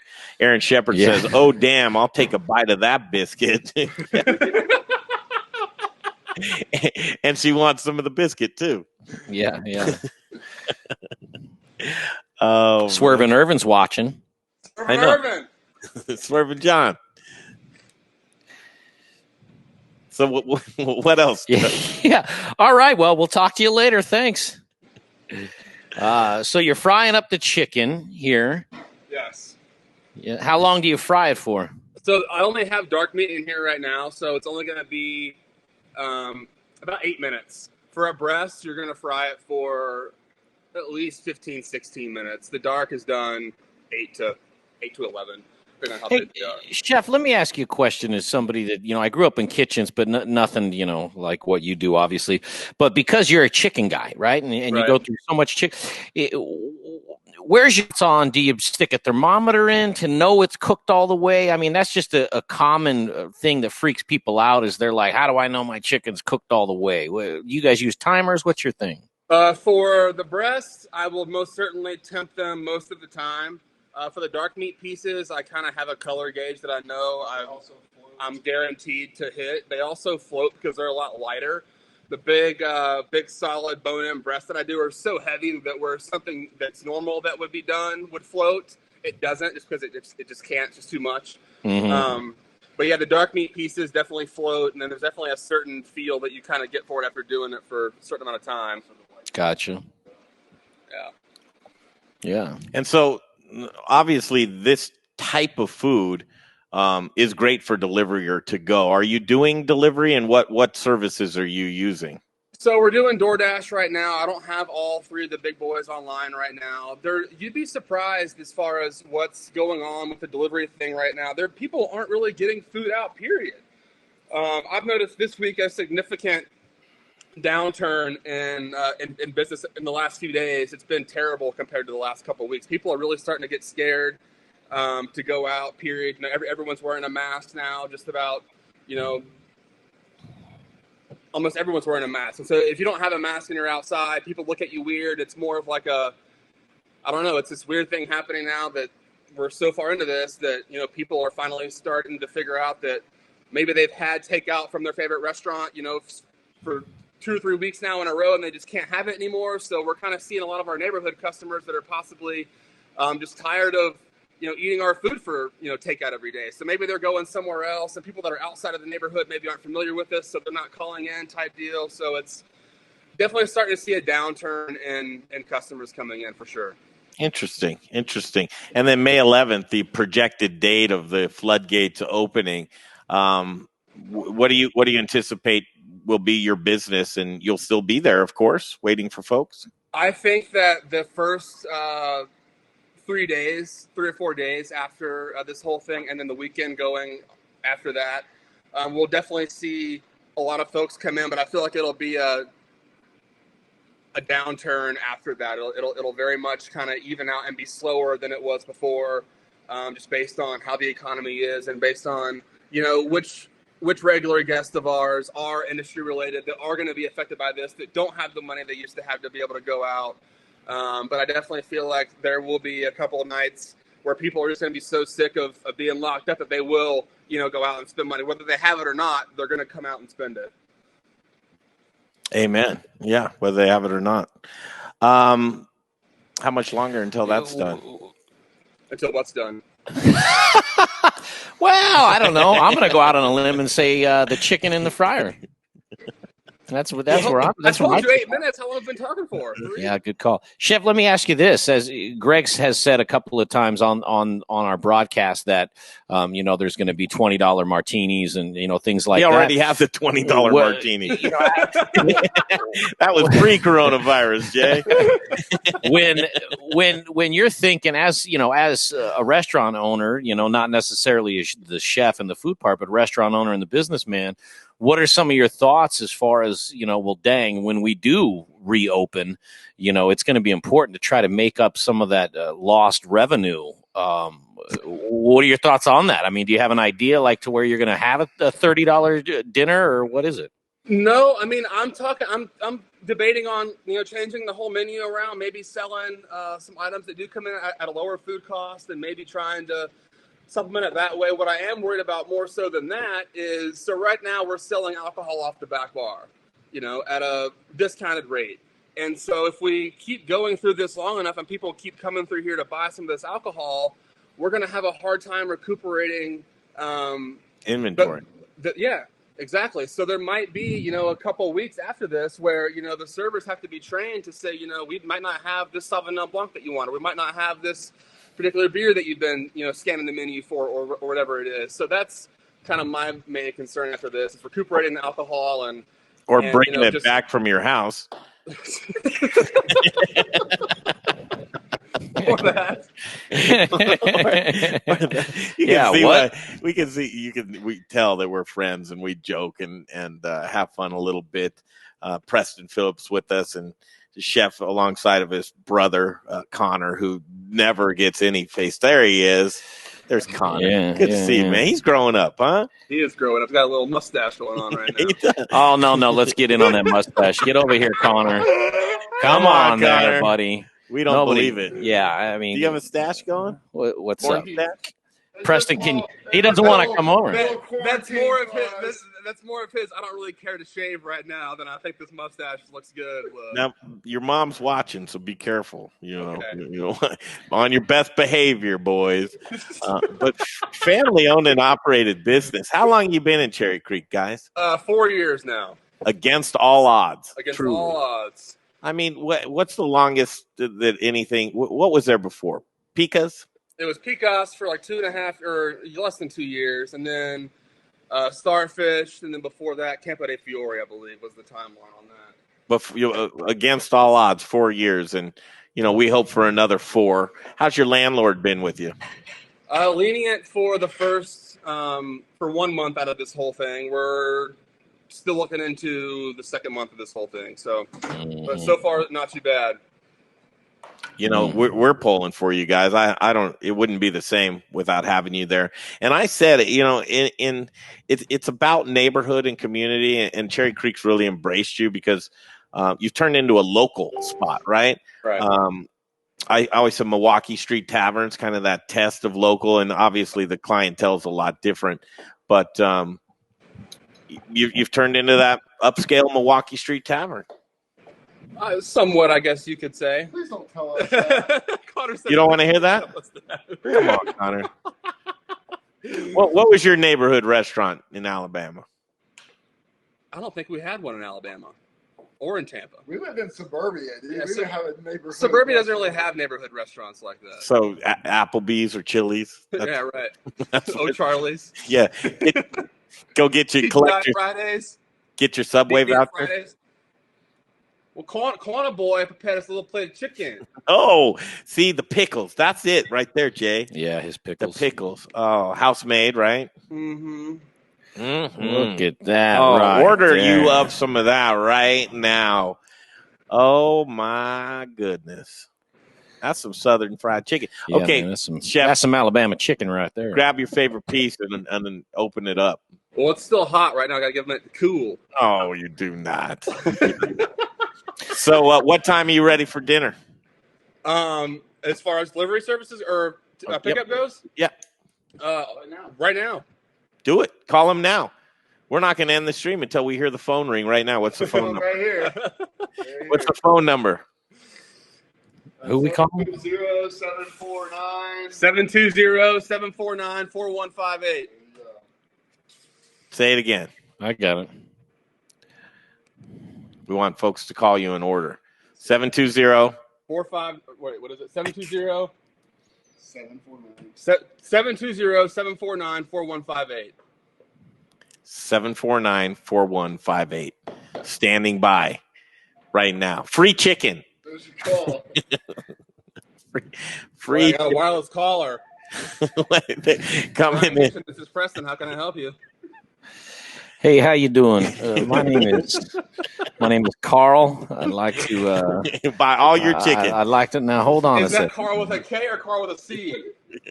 Hungry Carl. Well, is that a K yeah. Carl or a C Carl? Yeah, That's yeah. hot Carl. I want to talk chicken, sir. I don't want to talk about my name. Aaron Shepard says, I need some pickles in my life. Also says, I want in on Summer Series 2. We're Yeah. excited for that one. Are you really? Oh, yeah. Where do you stand with being able to push through with that as far as this whole thing? You're pretty much on schedule still, right? Yeah, I Doesn't like really affect everybody you at else. all? Hurry up and wait, right? Yeah. Let's see what happens as far as how people feel about getting back. I mean, we have to take people's temperatures, see if they're getting back into dining rooms. We'll have the experiment with you guys. Are you Hey, going to what do about anything? Chicken fight. Chicken fight's coming up, supposedly. Oh, I know, like next month, isn't it? What did Jeff say about that? You were talking with him the other day. What did he have to say about it? Anything? He said he's ready to push it back if he has to, but for now, all systems go. He's a great guy. He really is. Okay. I enjoyed catching up with Jeff Suskin. All right, boys, anything else you want to add? I think we're good, brother. It's nice talking to you. Oh, man, I miss you too. I might even swing by on the way home, grab some of the chicken strips. I got some off-menu stuff for you when you come by later on. Oh, really? Okay. Yeah. Is that at the bar? Man, there's a little hint of sex in there. Jay, Sorry, why would you say that? I'm sorry. I mean, that's disgusting. Man, I give you a microphone people said and you abuse it. People said you played a song that had the F word. That opened up my one bad joke. Is that a picture of Cheeto you have on the desk there? Yeah, we're all forced to look at his ass. What the hell? Wait, who are you looking at? Cheeto. Oh, Cheeto, Who yeah. you looking at? Yeah, That's Cheeto. We love Cheeto and the chicken. Cheeto and the chicken. All right. Well, don't cut too many corners. We don't want you buying food at the wet market. You know. Okay. Good. We appreciate you boys' times. Love seeing both of you guys. You as well, man. Y'all take care. Thanks, Take you guys. care too. Enjoy. What time is it, Jay? It's about time for the doctor. Doc pop in. Now, is today a yes, a full go, or a no go? That's what she said. Yesterday so she was busy. That's what she said. I'd have to. I mean, I'm going to trust her. Who am I going to do right now? I'm going to do John Irvin and gluten-free things. Did you see all his craziness that he's putting through on Facebook, eating raw chicken, and I'll do it for $20. Oh, Raj chimed in. Raj on the stream. Awesome show, laughs, fun, inspiration. Man, why not, Raj? Yeah. Love him too. We're taking it all in like the rest of you. You can only just sit around and mope for so long, hoping to get back to normal soon. John Irvin and gluten-free things. Crazy John Irvin, the gluten-free wizard. That's what I've dubbed him, Jay. The gluten-free wizard? The gluten-free wizard. Sure. Takeout and delivery. That's so funny. Takeout and delivery. He's got a dedicated gluten-free vegan bakery in Arvada. Jay, we've seen people cry in John Irvin's. Yeah, tear. Yeah. Like, I can eat that piece of bread. That cupcake is for real. Mm-hmm. Waffles, what? Pizza crust? I can't believe it. Mm-hmm. And that's what he does. Hot dog buns, pitas, crostinis, pizza crust, graham crackers, cookies, cupcakes, all your favorites in a gluten-free, dedicated gluten-free vegan bakery in Arvada. Fresh baked options will make you feel like a kid in a candy store at the bakery. Kid in the candy store at the bakery. John Irvin, takeout and delivery. Get a hold of him. It's in Arvada. Online, glutenfreethings.com. And you'll appreciate John. He's got some cool little videos out there, too. Stock him on Facebook. John Irvin, Gluten-Free Things. Look at this. Hello, doctor. What's new? I feel like, I went through a little emotion yesterday. Yeah? Good emotion or bad emotion? Well, it was a little song, little dance, a little seltzer down my pants, but nice. We made it through the day without you. Oh, I'm sorry. I was sad. I missed you guys. What was so pressing? So to be fair, I have like a real job. Uh-oh.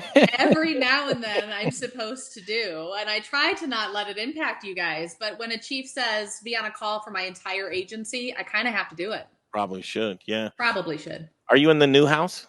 I am not in the new house. I am in my home office at the old house. I don't know when we're going to move into the new house. Tell me why your audio sounds so good today. What's funny is I'm on the computer today, which used to be terrible. So I started using the phone, and then the phone was terrible. So now I'm back to the computer, and apparently it's good. It's fixed. Don't move it. Yeah, don't wherever it is, just outline it with a magic marker so you know exactly where to put it. I'm on 5 books. I'll just not move a thing. There you go. Did you dance yesterday, or did you not dance because I wasn't there? Oh, so in your honor, we played dancing? We played the clip of you dancing. Oh, you dancing, you did not. Oh, of course we did. It's viral. Making people smile. And you know what? And just a shout out to Nick, your husband. You can tell you guys are completely in love. It's so adorable. He wanted the clip. He said, times like right now, and doctor, that's where I really put it into perspective is you're hearing some interesting thing, helping some interesting people out there doing some interesting things, trying to stay afloat right now. And if we were able to brighten up your day just a little bit, man, it made it so worth it. And your husband wanted to make sure that everybody else got a taste of that. Oh, isn't he cute? I knew he was up to something because he was very quiet on his phone. And then he said, just remember I'm old and senile or something. And I'm like, what? You guys, your banter must be fantastic. We're kind of like that always. Yeah. We do trainings together and it's super fun because we just give each other shit the whole time. How long you been together? We've been together. He would tell you better. About 3.5 years. We've been married for about 1.5 years. Okay, let's do this. How do you keep the shine on the apple? We laugh a lot. We try to. Sometimes are easier than others, but we try to laugh a lot. We're both very passionate people. So we fight loud.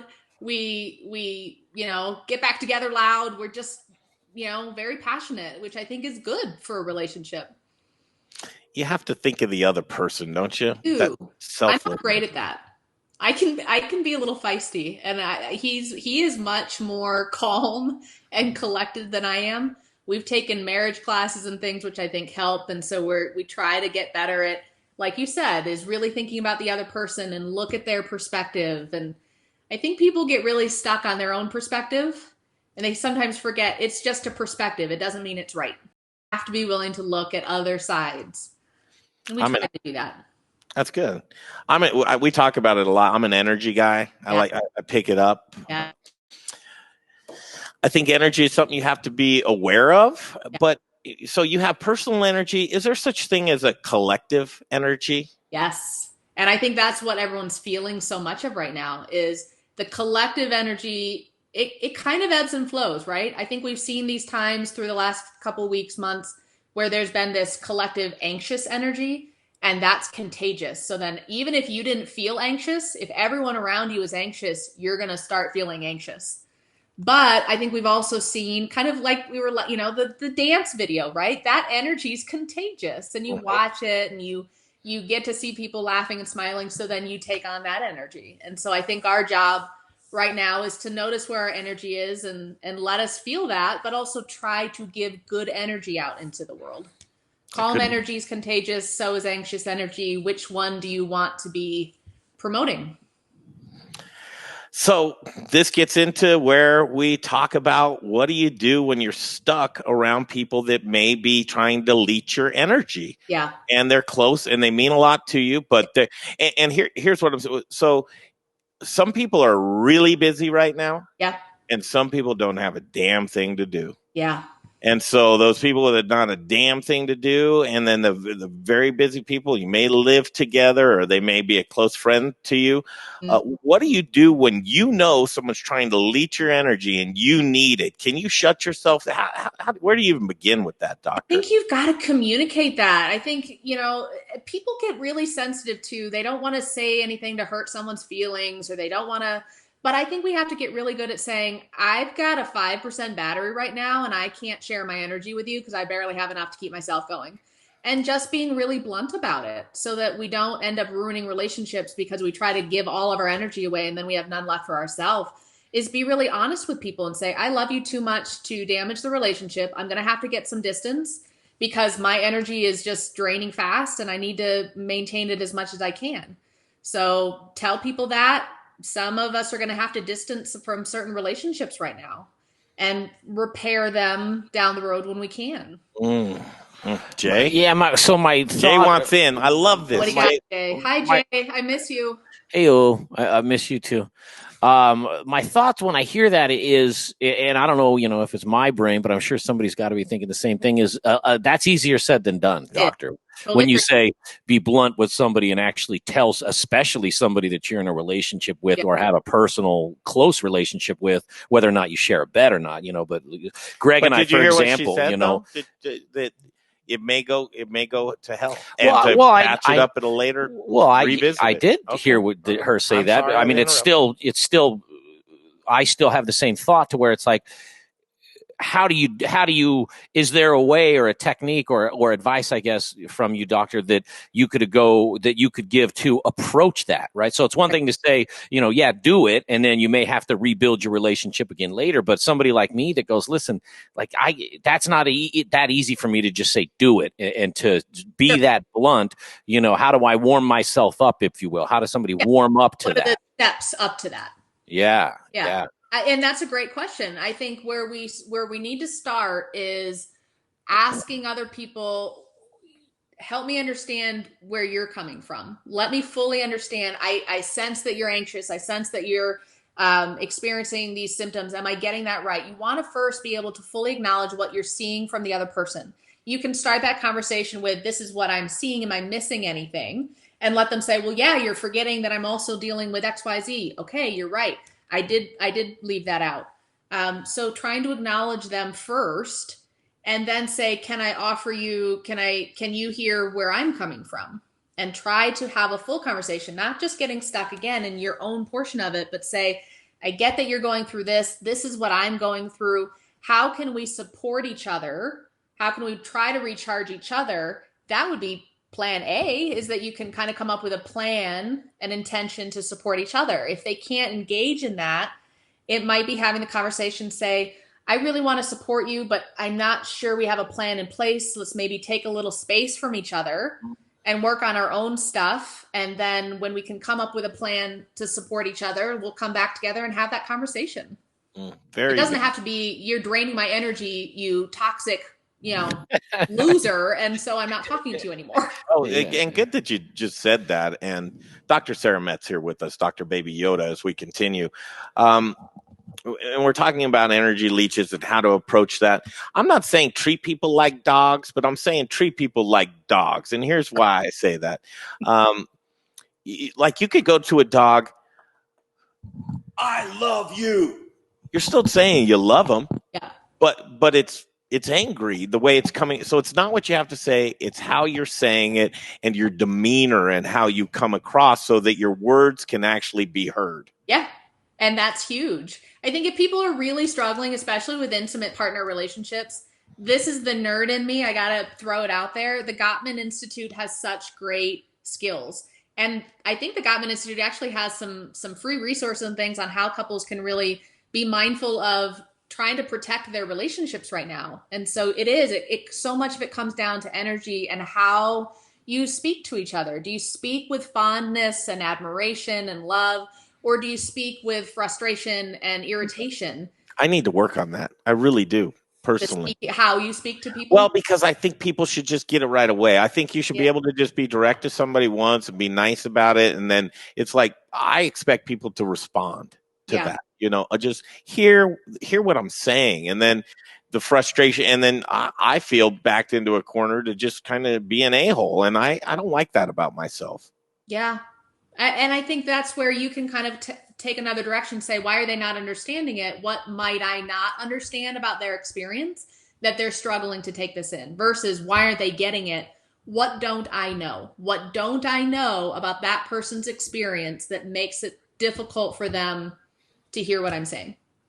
Here's an actual statistic that I just made up, Doctor. Ooh. Yeah. So you like made up statistics? I'm very good at them. People do it every day. Yeah, that's right. So from my, outside or inside looking out, it's like 9 out of 10 times if you're having a disagreement with someone that you know, right? Strangers and everything else, who cares, because you're strangers and whatever. 9 out of 10 times you should stop and self-reflect and go, okay, let me make sure I'm saying this, in a way that I think that they, because like Greg says, if you say it the way you think and everything, and you just want somebody to assume that they understand, it doesn't work that way. So 9 out of 10 times look inside and go like, let me make sure I'm saying this to somebody that is a little bit softer if that's what's needed, right? Or a little bit harder if that's what's needed. And then there's that 10th one, right? Which I equate it to the bar business, where it's like trying to argue with a drunk person about what's happening, about why you're kicking him out. And eventually, you spin your wheels and you're like, listen, you're the 1 out of 10 where I'm just going to say, have a good day. Great night. Peace be with you. Yeah. No, I totally agree with you. I think the more we're willing to kind of look inside ourselves and say, how am I being perceived? Like, what am I actually putting out into the world? What's my energy? How am I saying it? I think if we were a little bit more open to that, it would be better. I think we also, when we're stressed, we often speak in anger or irritability. And we have to reflect and say, there's something beneath that. Anger is not a primary emotion. Anger, there's always something deeper than anger. And if we can reach the thing that's underneath anger, it helps people understand where we're coming from. Fear and pain are usually the things that come underneath anger. So if we speak from a place of anger, we have to stop and say, what am I actually experiencing? Am I experiencing fear? Am I experiencing pain? Label that, acknowledge it, and try to speak from that place instead of just anger. We have a gentleman commenting, Raj, and Raj has said a few things. Energy is key. If no energy, no life. Energy is everything. Energy is life. Stay away from energy leeches. Wise man, Hollenbach. I don't know about that one. He missed that one. Just be you, son. You are gold as you are. This is why you are great partners. Probably talking about Jay and I, which is wow. Cool. I know, you guys. That's a lot of love. Raj and his wife are with Hanuman Tea. And do you like tea? If you're a tea person, they make an incredible tea out in Boulder. She loves tea. Look them up. Hey, you're always on here with us, and it's so nice to do it. But Code 4 Counseling, do you mind talking about that for just a moment? I'd be happy to. Code 4 Counseling. So I've been a police and public safety psychologist for 10 years. And Code 4 Counseling I opened about 2.5 years ago, and we take care of emergency responders and their families. We're now kind of moving into the restaurant industry and the medical industry as things are kind of going along, but we do counseling for individuals and families and couples, and we do training on resiliency. And that's kind of the biggest thing I'm passionate about. I love doing training and trying to help people find a way to harness their resiliency, and whatever that looks like, finding a way to help them authentically find their natural resiliency is kind of the big hallmark of what I try to do. We see your skills daily. Your patience with us is great, and you've seen us, ebb and flow. You've seen daily emotions. Yeah. With how's our energy today? Today it seems very calm. It seems like you're in a pretty good place today. Would you say yes? I would say yes. Serious. A little serious? A little serious, not in a bad way. Okay, we enjoyed the show today. Jay, did you enjoy the show? Yeah, I did. I think today it was a rough start. We had every day for me is rough, just because, and I don't say that. Just the technology of everything. Technology to where it's one of these things. Here we go. So it's one of these things, Doctor, where I do this every day where I set up the show and launch it and then it broadcast and it does all the things. But it's like, it's one of those things to where I'm doing it the same that I do every day. And the technology pushes back and goes, nah, you know what? Like, I know you clicked on you save. I'm just not going to save it. And I have to be really mindful. And believe it or not, I think about you and our conversations leading up to now to where it's like, I want to smash my computer and I want to smash my iPad and I want to smash the mixer. You know what? Yeah. And I have to go like, listen, man, Facebook isn't out to get you. Right. Facebook is my MacBook is not trying to ruin my life, you know, and as much as I'd want to smash it. So it's almost like I let that emotion come up. And then I think, you know, and then in conversations with you help where I go like, you know, Dr. Sara, if she was here and watch you smash this computer, she'd probably have a couple things to say about it. And I go, no, you're right. And so it's a little schizophrenic with my conversation with myself. And then I go, okay, let's just try it again. And Greg, and believe it or not, man, you being on this stream, our show thus far truly has helped Greg and my's relationship just on a daily, you know, to where we still have static. I mean, that's never going to end. That's just who we are. But we're as people. taking your advice as to, you know, when you have something bad, weigh it with something good. See? Walk the middle. Walk the middle, find the balance. It's doable. It's difficult some days, but it sounds like you guys are doing that. And I've had my moments where I might have minorly smashed my computer from time to time. Mm-hmm. And that's okay. But it sounds like your schizophrenic conversation in your head was a good one. Yeah. Real quick, here's I'm gonna make a shirt. It's gonna say, "What would Dr. Sara say?" Oh, I really? like it. My mother made me a spirit guide shirt, and I have not worn it for you guys yet. I gotta wear it for you. You better do it. Dr. Baby Yoda, Dr. Sara Metz here with us each and every day. You can catch her at 4:45 to end the show with us to get that deep breath and collectively. And you know what time it is right now, don't you, Doctor? Is it dancing time? I can't share them anymore, though. This is just fun. This is good stuff. All right, we got to thank everybody. Of course, Dr. Sara Metz, who's with us. As we continue tomorrow, Jade, who do we have booked? Tomorrow is Friday, Tuesday. Oh man, hey, Doctor, Friday. you know who we're going to talk to tomorrow? We're going to talk to a chef in California at a restaurant called Rosa's Italiano Ristorante, and I worked there as a teenager for 4 years. That's cool. That's where I cut my teeth. Raj says the doctor is hot. The doctor is hot, Raj. You are correct in that. You are correct. I appreciate yes. The new friend of the show, if you didn't see it, go back and check it out. Chef Andrea Frizzi from Il Posto. What a great guy. Loved catching up with him. Krissy from Yaye in Zeppelin Station. Leonard from Stone Soup Collective. Larry Hertz, OCN Eats. Preston and Connor Phillips from Grind Kitchen and Watering Hole. And then, of course, our favorite. I love it. Until tomorrow, Doctor. We will see you tomorrow. Happy Thursday, Friday Eve. See you then. Thanks, Doc. Say hi to Nick. Hey, have a good night. Bye, Doctor. All right, man. What do you think? Good show. Yeah, I think I started to play the close before I was ready to do it.